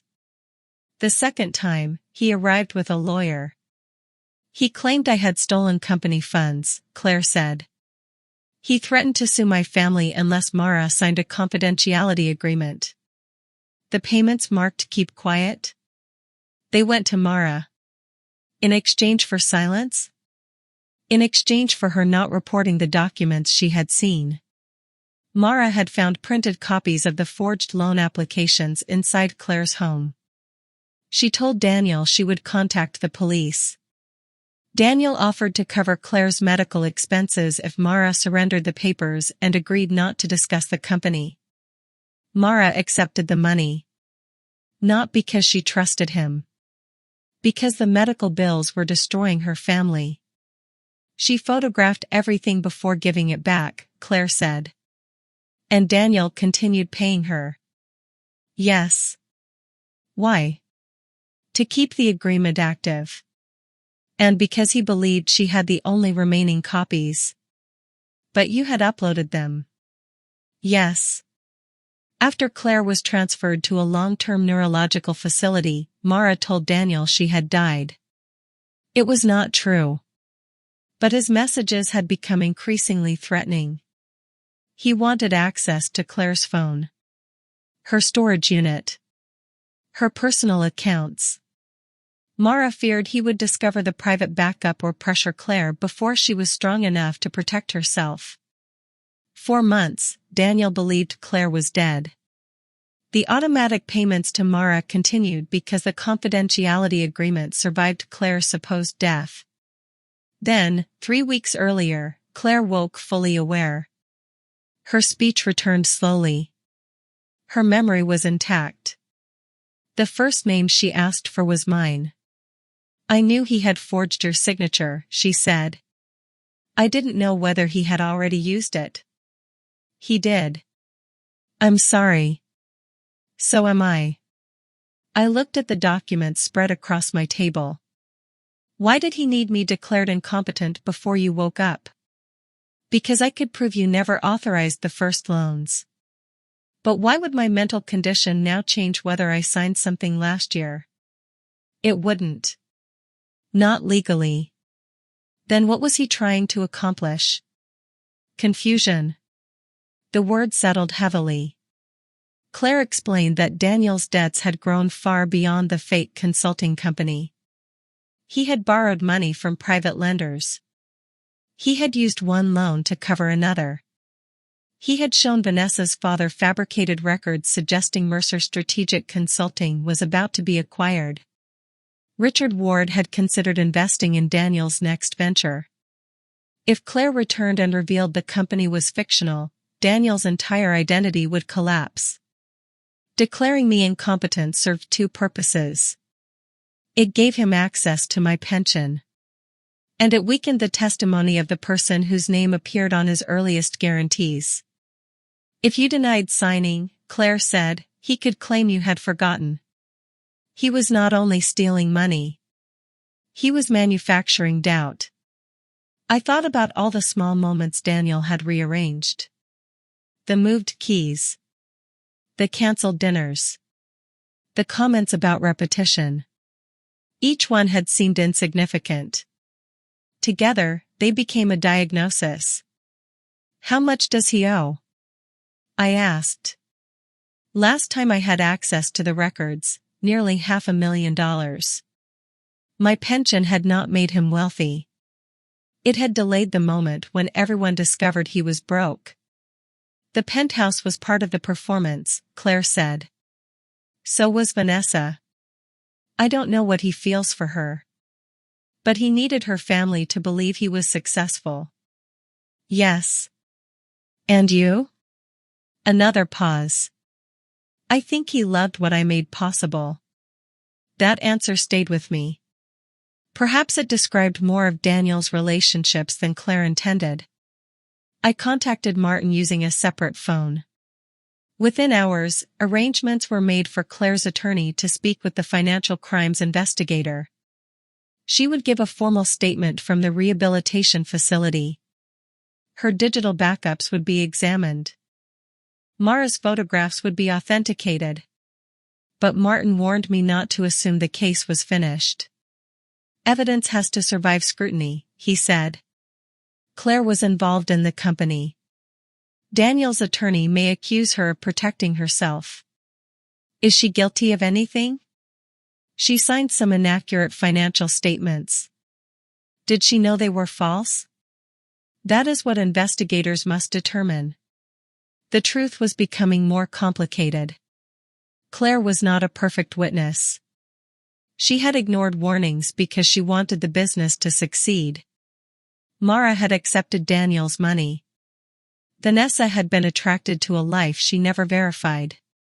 I had spent years rescuing Daniel from consequences. None of us had created his choices. But each of us had helped build the room in which he made them. 2 days later, I underwent an independent cognitive assessment. Martin insisted on it before Daniel could file anything against me. The appointment lasted nearly 3 hours. I repeated lists of words. Identified patterns. Drew a clock. Answered questions about dates, finances, medication, and daily routines. At one point, the physician asked why I was there. My son claims I have dementia. And what do you believe? I believe my son has confused aging with opportunity. The physician did not smile.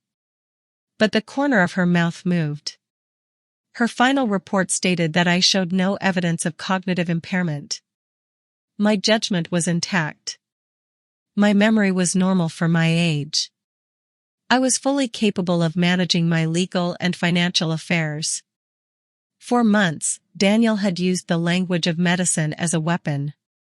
One real examination dismantled it. He reacted the way Martin predicted. First came silence. Then came concern. Daniel sent emails to 2 relatives and an old family friend. He wrote that I had become paranoid. He said an attorney was manipulating me for access to my assets. He claimed I was using my position at Mercer Property Management to harass him. One cousin called to ask whether I was feeling like myself. I sent her the independent medical report and nothing else. She did not call again. Daniel had expected me to defend my sanity emotionally.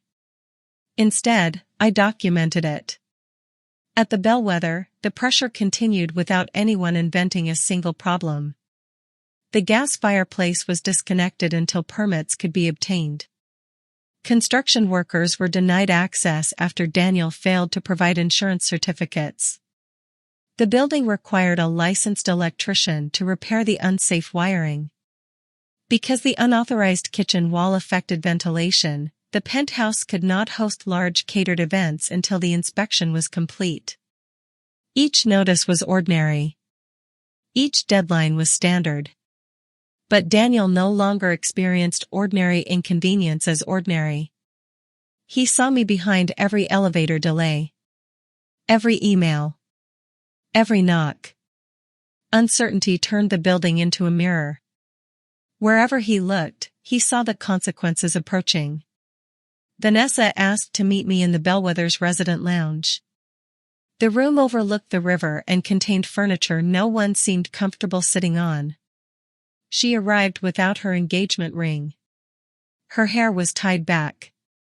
There was no expensive perfume. No careful smile. She looked younger and more tired. I found Claire's name, she said. How? Daniel kept an old insurance document in his desk. Does he know you saw it? No. She placed a folder on the table. Inside were copies of wedding invoices, bank transfers, and messages Daniel had sent her. He had asked Vanessa to contribute money to what he called temporary vendor deposits. He promised to reimburse her after the consulting company's sale closed. How much did you give him? I asked. $83,000. More than Martin's investigator had identified. Does your father know? No. Why not? Because I told my parents Daniel paid for everything. The admission cost her. I could see it. Why? Because my father didn't trust him. So you protected Daniel. I protected my decision. There was a difference, though not enough of one. Vanessa looked toward the river. I know what you think of me. I don't think you know me well enough to know that. You think I'm shallow. I think you cared a great deal about what Daniel represented. That's a polite way to say it. Would you prefer an impolite one? For the first time, she almost smiled. Then the expression disappeared. I grew up with money, she said. People assume that means you don't worry about it. Did you? Constantly. My father could take away support whenever I disappointed him. Every gift had expectations attached. She folded her hands. Daniel made me believe he had built something no one could take from him. I wanted that. Did you love him? Yes. Would you have married him if you knew he was broke? Her eyes met mine. No. The answer was immediate. I appreciated its honesty, even though it was ugly. I was not looking for a man to rescue, she continued. I was looking for a partner who could live the life I wanted. And Daniel presented himself as that man. Yes. Then perhaps neither of you was in love with the person standing in front of you. She looked down. Maybe not. Vanessa had not officially cancelled the wedding. Her father had already paid non-refundable deposits. Hundreds of guests had travel arrangements. Richard Ward believed public cancellation would create more damaging questions than a private legal dispute. He wants us to proceed, she said. Do you? I gave Daniel one condition. What condition? He has to show me proof that the company's sale was real and that your money can be returned before the wedding. He cannot. I know that now. Then why are you waiting? Her fingers tightened around the folder. Because a part of me still wants him to produce the life he promised. There it was. Not romance. Not loyalty. The stubborn hope that a beautiful lie might become true if given one more day. I recognized it because I had done the same thing as his mother. Every time Daniel failed, I waited for the responsible man I believed I had raised to appear. Vanessa was not waiting for a husband. She was waiting for the performance to recover. I'm not going to tell you whether to marry him, I said. Why not? Because if I make the decision for you, you can blame me later. What would you do? I would ask myself whether I could ever fall asleep beside him without wondering what he had signed in my name. Vanessa closed the folder. When she stood, she looked toward the windows. Daniel says you are trying to take the apartment. The building is enforcing its contract. That sounds like a lawyer's answer. It is an owner's answer. She turned back. You really control this place? I control the company that manages it. And you didn't know he lived here? Not until he stole enough money to make sure I found out. The wedding venue canceled 4 days later. The final payment had been scheduled from the frozen holding account. When the payment failed, Richard refused to provide additional funds until Daniel explained the investigation. Daniel promised he had another solution. The Bellwether had a rooftop conservatory used for private events. As a penthouse resident, he could apply to rent it. The venue was smaller than the original ballroom, but the skyline made it appear more exclusive. Daniel submitted the request under Mercer Strategic Consulting. He claimed the wedding would double as a private corporate reception. Priya brought the application to the board. We can deny it based on the unresolved financial disclosure, she said. Martin looked at me. The decision was mine only in the broadest sense. I could vote. But any unusual involvement would become part of Daniel's retaliation claim. What would happen with another tenant? I asked. We would require certified payment, additional security, and written confirmation that the event was personal rather than commercial. Then do that. You're allowing the wedding? I'm allowing the company to follow its policy. Priya studied me. You know he may use the venue to make himself look protected. Then appearances will have to survive facts. Richard Ward provided the certified payment.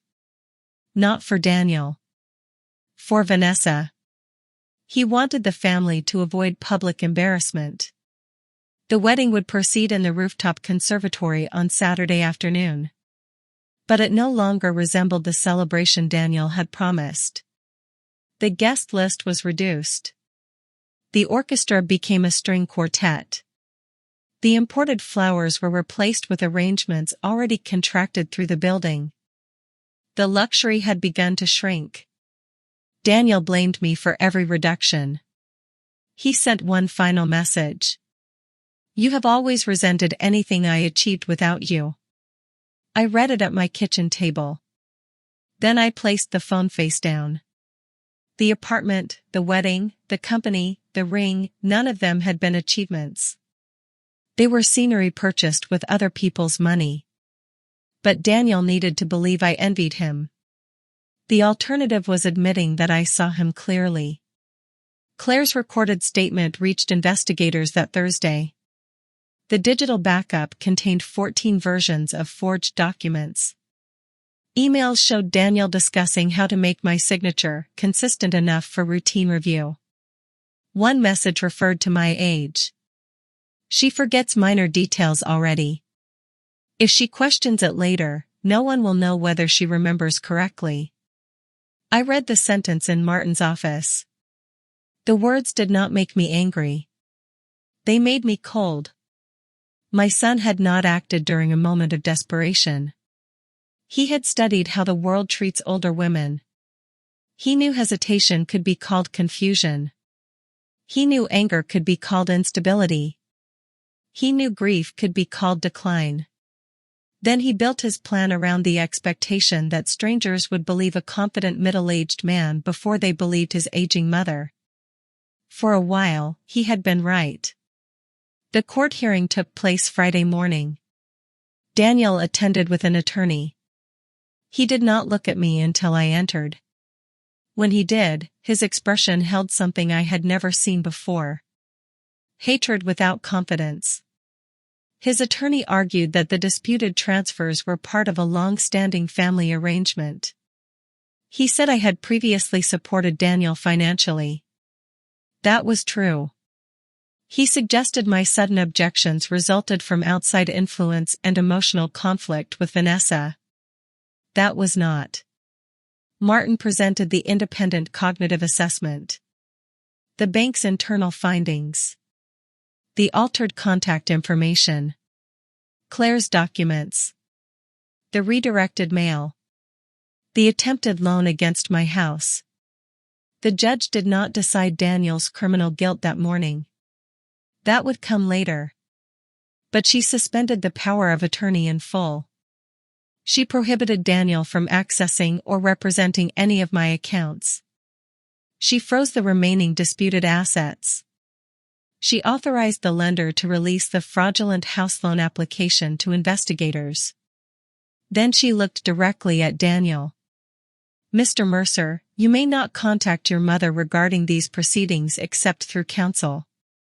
Daniel's face changed. Until that moment, he had treated me as property that had become difficult. The court had turned me back into a person with boundaries. Outside the courtroom, he approached despite the order. His attorney caught his arm. Daniel stopped several feet away. "This is what you wanted?" he asked. Martin stepped between us. I answered anyway. "I wanted you to stop. You could have called me." "I did. You came to my party. Because you would not come to the truth." His attorney pulled him toward the hallway. Daniel's voice rose. "You're destroying your own family." I watched him walk away. "No," I said quietly. "I'm refusing to let you destroy what remains of it." On the morning of Daniel's wedding, I woke before sunrise. The sky beyond my bedroom curtains was deep blue. For years, important days in Daniel's life had begun with me preparing something. A school uniform. A suitcase. A graduation card. When he was 7, I stayed awake until 2 in the morning decorating a cake shaped like an airplane because the bakery wanted more than I could afford.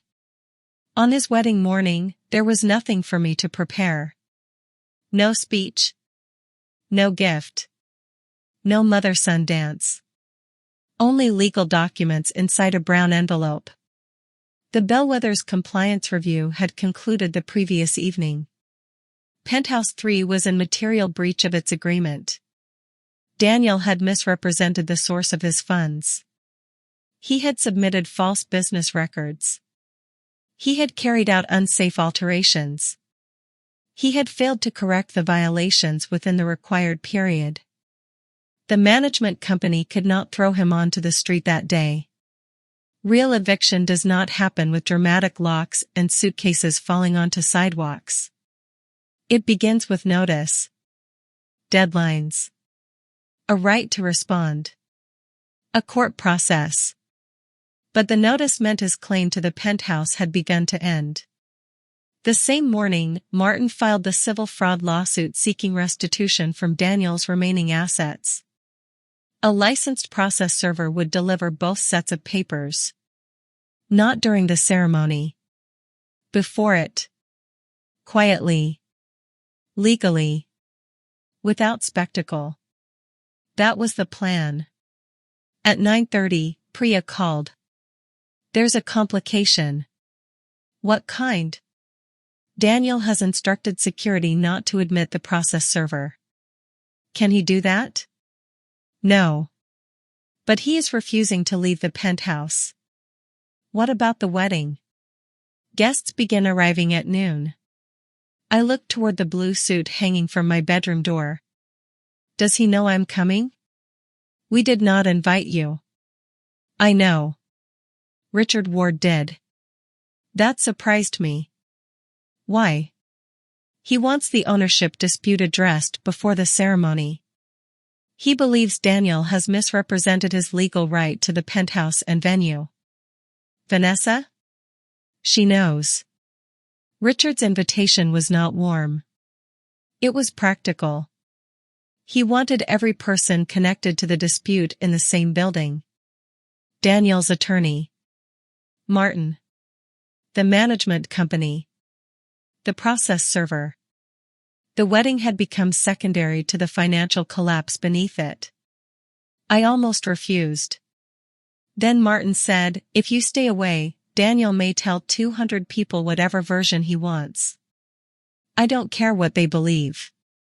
You should care what enters the public record. So I dressed. Not in mourning. Not in triumph. I wore a dark plum dress and my mother's pearls. The same earrings I had worn to the engagement party.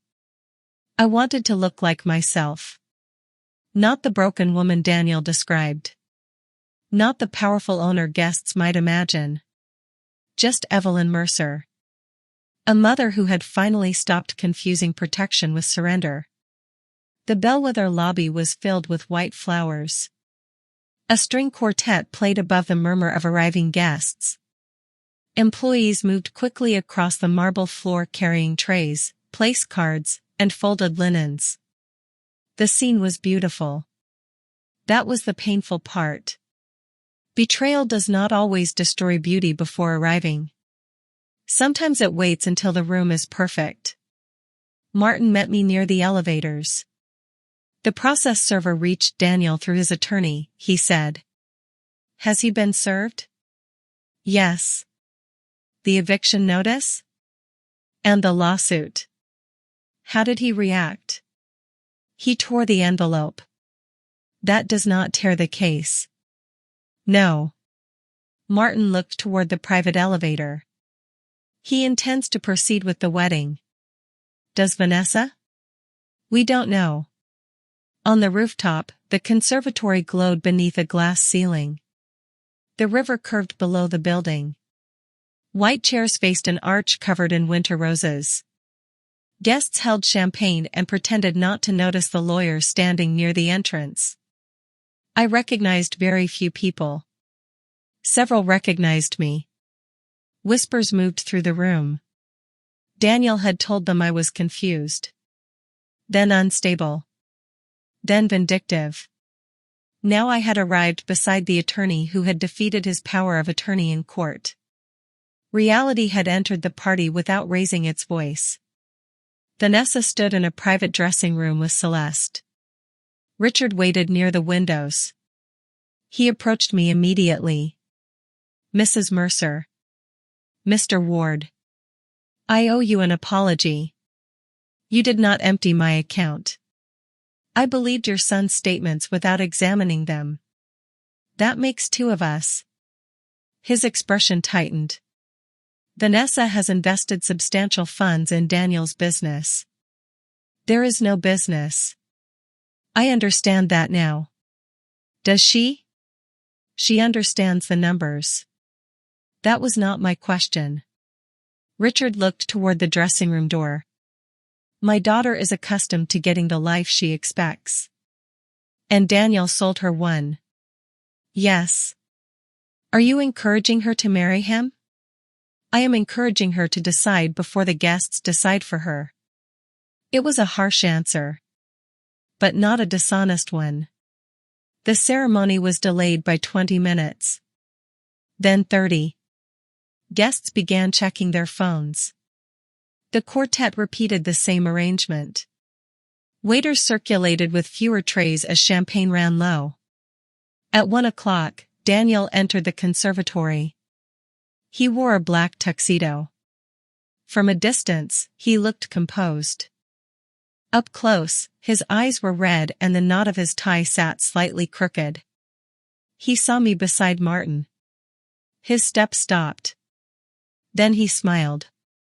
The same smile he had offered the detectives. A tool reached for automatically. "What is she doing here?" he asked Richard. "She was invited." "This is my wedding." Richard's voice remained flat. "This is my daughter's wedding as well." Daniel turned to me. "You were ordered not to contact me." "I have not contacted you. You served me on my wedding day." "The building served you. You own the building." "The company followed its process." His voice rose enough for nearby guests to hear. "You planned all of this." Martin stepped forward. "Mr. Mercer, speak through your attorney." Daniel ignored him. "You could not stand seeing me happy." The room quieted in widening circles. Guests turned. Phones lowered. Conversation stopped. I had promised myself I would not create a public confrontation. Daniel created it for me. "I did not come to discuss your happiness," I said. "You came to humiliate me." "I came because your future father-in-law requested the truth." "The truth?" He laughed. "Everyone here should know that my mother has been deteriorating for months." A few guests looked uncomfortable. Others leaned closer. Daniel continued. "She forgets conversations. She becomes paranoid. Now lawyers and employees are taking advantage of her." Martin opened his mouth. I touched his sleeve. "No," I said. "Let him finish." Daniel's confidence returned slightly. He had rehearsed this version. "She has used an old company connection to interfere with my home and my wedding. She is confused, angry, and unwilling to accept that she needs help." I waited until the silence belonged to me. Then I removed one folded page from my handbag. "This is the independent cognitive assessment ordered before Friday's hearing." I handed it to Richard. The physician found no evidence of impairment. Daniel's jaw tightened. I removed another document. "This is the court order suspending the forged power of attorney you used to take my pension." A murmur moved through the guests. Daniel looked toward his attorney, who remained near the entrance. The man did not move. "This is inappropriate," Daniel said. "Yes," I replied. "Stealing from your mother usually is." Vanessa appeared in the dressing room doorway. She wore her wedding dress. The silk fell perfectly around her. But there was no veil.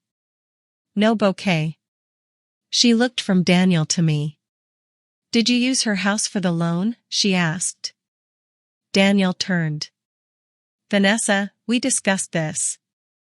You said the application was never submitted. It wasn't completed." "That isn't what I asked." He lowered his voice. "Not in front of everyone. You chose in front of everyone." Her words cut through the room. Daniel stepped toward her. "I was fixing the situation." "Which situation?" "The business." "There was no business. There were deals." "Name one." He stopped. Vanessa looked toward the guests. Then back at him. "Name one client." Daniel's face hardened. "You don't understand how private consulting works." "I understand $83,000 left my account." Richard's head turned sharply. He had not known the full amount. Vanessa, he said. She did not look at him. You bought my engagement ring with my own money. Daniel's eyes moved around the room. He was searching for a person who still believed him. For years, that person had been me. I was no longer available. You said you loved me, he told Vanessa. I did. Did? She swallowed. I loved the man you showed me. So this is about money. Her expression changed. Not because the accusation was entirely false. Because it was incomplete. Yes, she said. A murmur passed through the guests. Daniel stared at her. Vanessa continued before he could use the admission against her. Money mattered to me. The life you promised mattered. I will not pretend otherwise. Daniel gave a bitter laugh. I knew it. But I would have married an honest man who lost everything. Her voice trembled. I will not marry a man who stole everything and called it success. The room became completely still. Daniel looked at her as though she had betrayed him. Perhaps in his mind, she had. He had built himself into the man she wanted. He never considered that she might reject the cost of the construction. The elevator doors opened behind us. A woman entered slowly with the support of a cane. Mara walked beside her. Claire was thinner than in the photograph. Her hair had been cut short. One side of her mouth moved less than the other. But her eyes were alert. Daniel saw her. Every trace of anger disappeared from his face. He stepped back. No. The word was barely audible. Claire stopped several feet away. I told you he thought I was dead, she said to me. Daniel's skin turned gray. You're not supposed to be here. Claire's fingers tightened around the cane. That sentence seems to follow the women who know you. Guests did not understand who she was. Daniel did. That was enough. He looked toward the elevator. Then his attorney. Then the service door. For the first time, he was not controlling how he appeared. Claire, he said, forcing softness into his voice. You're confused. She almost smiled. You practiced that line on everyone. You were ill. I was unconscious. You stole from the company. There was nothing to steal. Daniel's attorney moved forward. My client should not continue this conversation. Claire looked at him. Then tell your client the investigators have the backups. Daniel turned toward me. You brought her here? No. Richard answered instead. I did. He had learned about Claire's statement that morning. He wanted Vanessa to see the final evidence before making her decision. The wedding had become a hearing without a judge. Not because I planned it. Because every person Daniel had lied to finally occupied the same room. Daniel looked at the chairs, the flowers, the guests. Then he looked at me. You could have stopped this. I tried to stop you months ago without knowing it. You always made me feel small. The accusation came from somewhere deeper than the performance. His voice cracked. Every time you paid for something, every time you rescued me, I knew you were keeping score. I never kept score. You didn't have to. You made sacrifice your whole personality. The words hurt because they contained a fragment of truth. I had worn hardship proudly. I had reminded him how much I worked. How much I gave up. Perhaps gratitude had sometimes been expected even when I did not say so. But guilt was not permission. I may have made mistakes as your mother, I said. You still chose fraud. You had everything. I had what I earned. You had time. I gave most of it to you. No one asked you to. The sentence struck the room harder than a shout. For years, I believed my sacrifices had formed a bridge between us. Daniel had experienced them as a debt he never agreed to owe. That did not justify what he did. But it explained why he could take from me while believing he was reclaiming something. I stepped closer. Do you know what hurts most? He said nothing. Not the pension. His eyes met mine. Not the house application.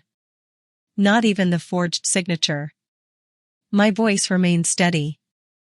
You studied every ordinary sign of my age and turned it into evidence that I should disappear. Daniel looked away. You did not only take my money. You prepared the world not to believe me when I asked for it back. For the first time, shame reached his face. Real shame. Not embarrassment. Not fear of consequences. He looked suddenly like the boy who had broken a neighbor's window and hidden the ball beneath his bed. Except this time, I could not pay for the glass. The officiant quietly closed his book. The quartet lowered their instruments. Vanessa removed the ring from her finger. She held it toward Daniel. He did not take it. She placed it on a table beside the wedding programs. I'm not marrying you. Vanessa? No. You said you loved me. I loved someone who never existed. Her eyes filled, but she did not look away. And I need to admit something too. I wanted your success more than I wanted to understand you. Daniel stared at her. You're just like everyone else. Maybe, she said. But today I'm telling the truth. Guests began leaving in small groups.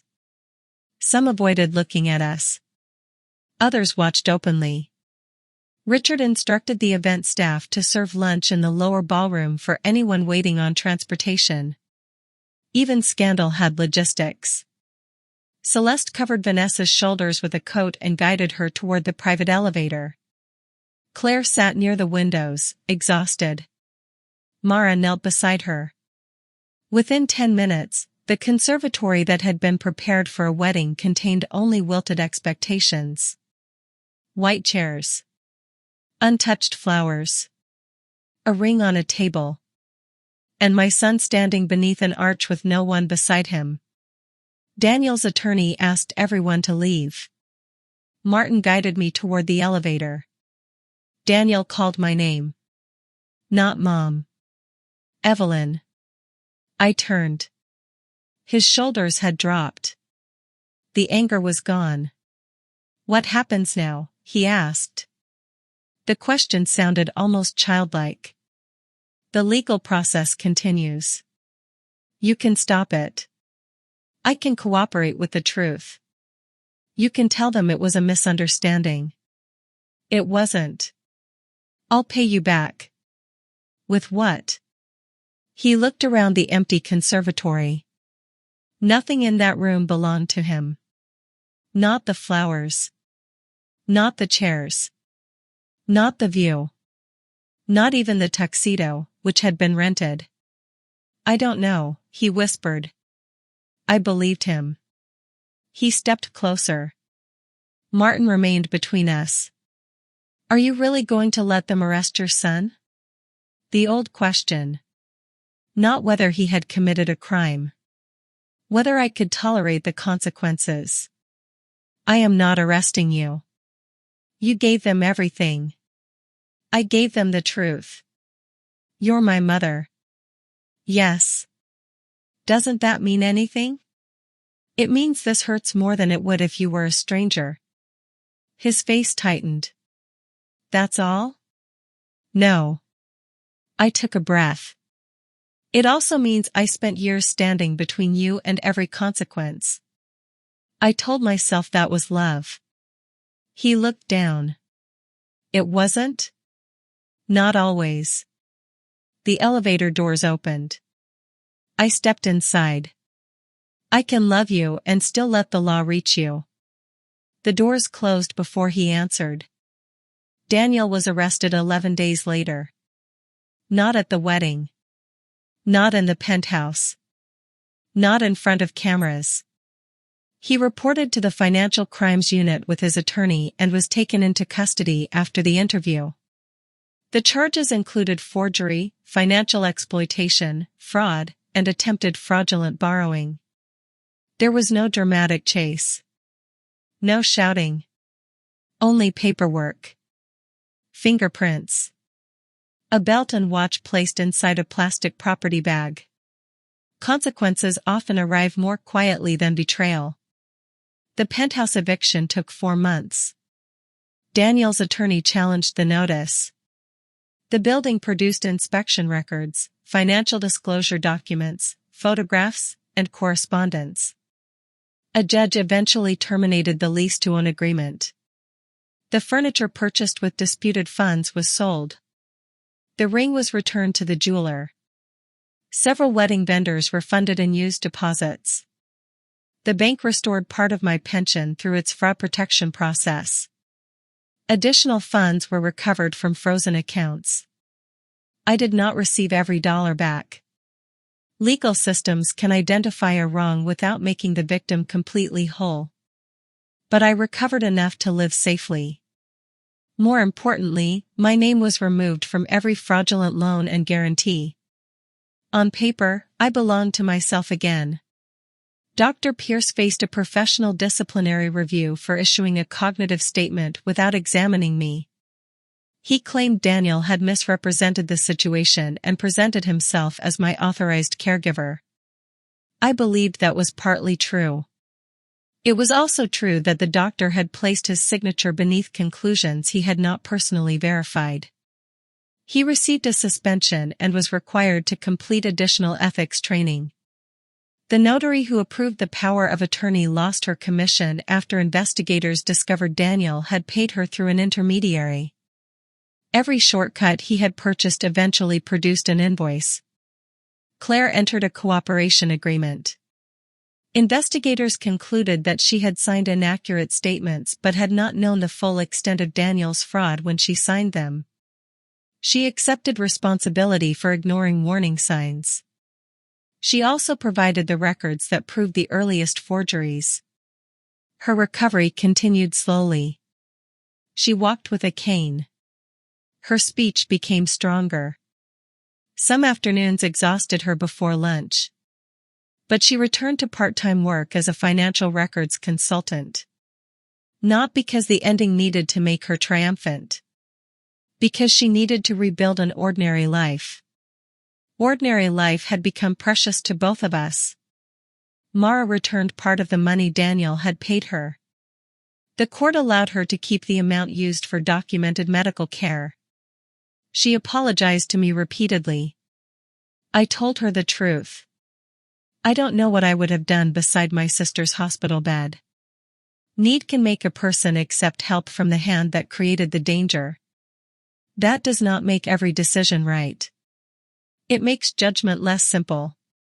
Vanessa canceled the wedding publicly 1 week after the conservatory confrontation. Her official announcement referred to serious misrepresentations. She did not mention me.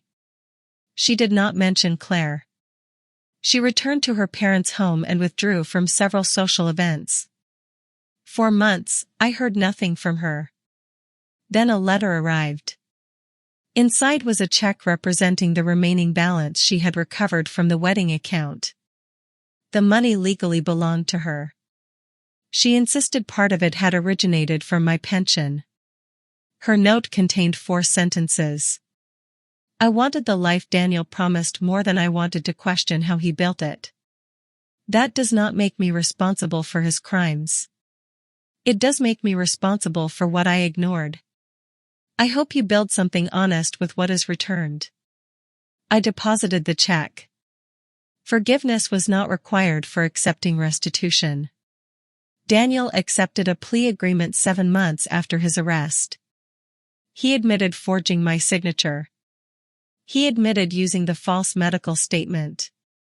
He admitted misrepresenting the consulting company and redirecting my mail. In exchange for his cooperation in recovering the funds, several charges were combined. He received a custodial sentence, followed by supervised release and a long-term restitution order. He was also prohibited from acting as anyone's financial representative. When the judge asked whether he wished to speak, Daniel stood. I attended the hearing but sat behind Martin. Daniel looked thinner. Older. For the first time in his adult life, his clothes did not seem chosen to create an impression. He turned toward me. I kept telling myself I was borrowing from the future, he said. His voice shook. I thought once one deal worked, I would replace everything before anyone knew. He swallowed. Then every lie needed another lie. He looked down at his hands. I told people my mother was losing her memory because I needed them to forget what kind of person she was. The courtroom remained silent. I am sorry. It was not enough.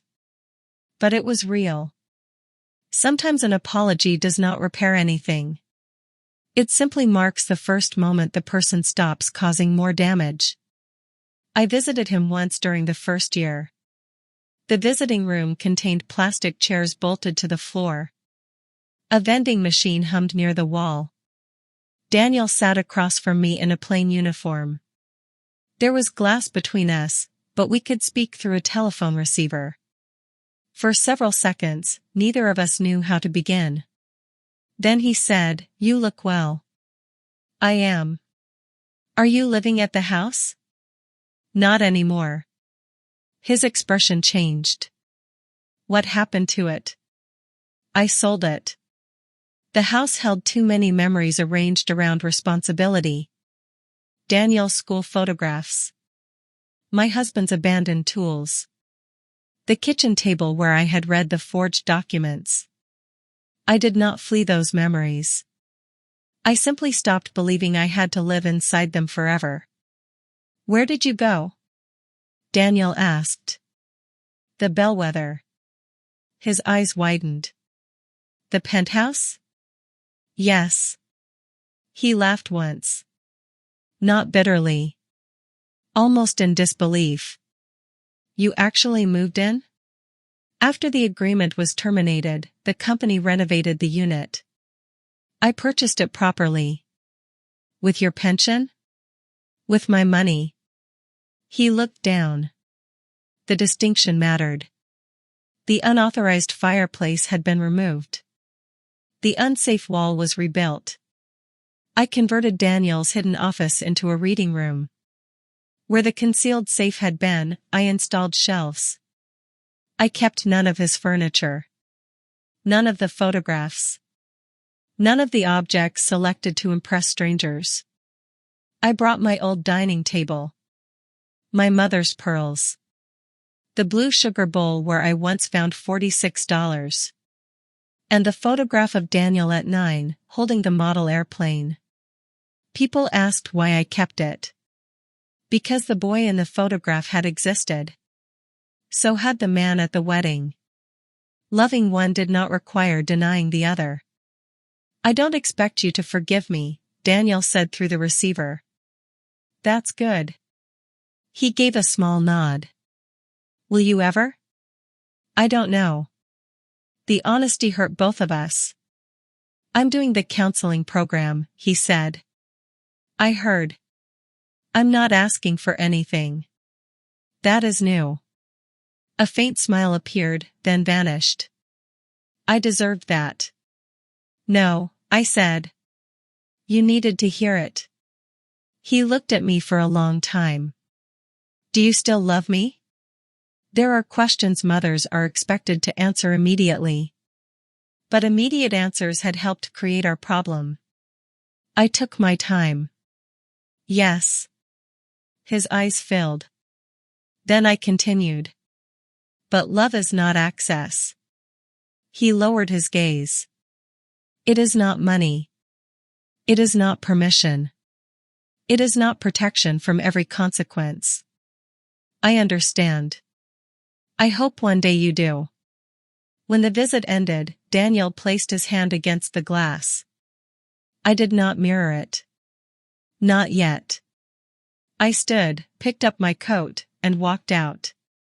That was not cruelty. It was a boundary. There is a difference. My first night in the penthouse was quiet. No party. No champagne. No people trying to appear wealthier than they were. I opened the windows and listened to rain moving across the river. The city lights reflected in the glass, just as they had on the night of the engagement party. But the apartment felt different. Rooms remember what happens inside them. They also change when someone stops performing. I made tea in the repaired kitchen and carried it to the balcony. Below me, cars moved through the wet streets. Somewhere among those lights, people were hiding debts, protecting appearances, forgiving too quickly, or waiting for someone they loved to become honest. I had spent years believing loyalty meant staying available. It did not. Loyalty without truth becomes permission. Love without boundaries becomes a resource dishonest people learn to spend. I did not defeat my son. That is not how I remember it. There was no victory in watching Daniel lose Vanessa, his home, his freedom, and the person he pretended to be. His consequences did not restore the years between us. They did not return the mornings when I trusted his concern. They did not make the forged signature less painful to see. What they restored was choice. My right to decide where I lived. How I spent my money. Who entered my home. And whether my age made me invisible or simply experienced. People sometimes ask whether I would have handled things differently if Daniel had confessed at the engagement party. Perhaps. A confession cannot erase a crime. But honesty offered before exposure means something different from honesty offered after every exit closes. He had many opportunities to stop. At my front door. During the inspection. On the phone. Outside the courtroom. Each time, he chose another version of the lie. By the wedding morning, the truth no longer belonged to him alone. It belonged to everyone his decisions had harmed. Months later, I received a birthday card from Daniel. There was no request for money. No complaint about his sentence. No explanation. Only one handwritten paragraph. I used to think your sacrifices made me weak because they reminded me how much I needed you. Then I spent years trying to prove I needed no one, while taking from everyone. I don't know how to repair that yet. I'm learning to stop asking other people to repair it for me. I placed the card beside the model airplane photograph. Not as proof that everything was healed. As evidence that something honest had finally begun. Blood might be thicker than water. But it does not buy loyalty. It does not excuse betrayal. And it does not require a mother to finance her own erasure. Sometimes the most loving thing a woman can do is stop standing between someone she loves and the truth. Not because her heart has hardened. Because it finally understands that compassion without self-respect is not compassion. It is surrender. That morning, I stepped onto the penthouse balcony as sunlight moved across the river. Behind me, the apartment was quiet. Ahead of me, the city was waking. For the first time in years, my future did not feel like something I had saved for other people. It belonged to me. And this time, my signature was the only one that could decide what happened next. If this story made you think about the difference between loving someone and allowing them to harm you, share your thoughts in the comments. And if you believe starting over has no age limit, stay with this channel for more deeply human stories about betrayal, courage, and the quiet moment a person finally chooses herself. Because sometimes justice does not arrive with revenge. Sometimes it begins with a locked door. A truthful document. And a woman who finally remembers that her life still belongs to her.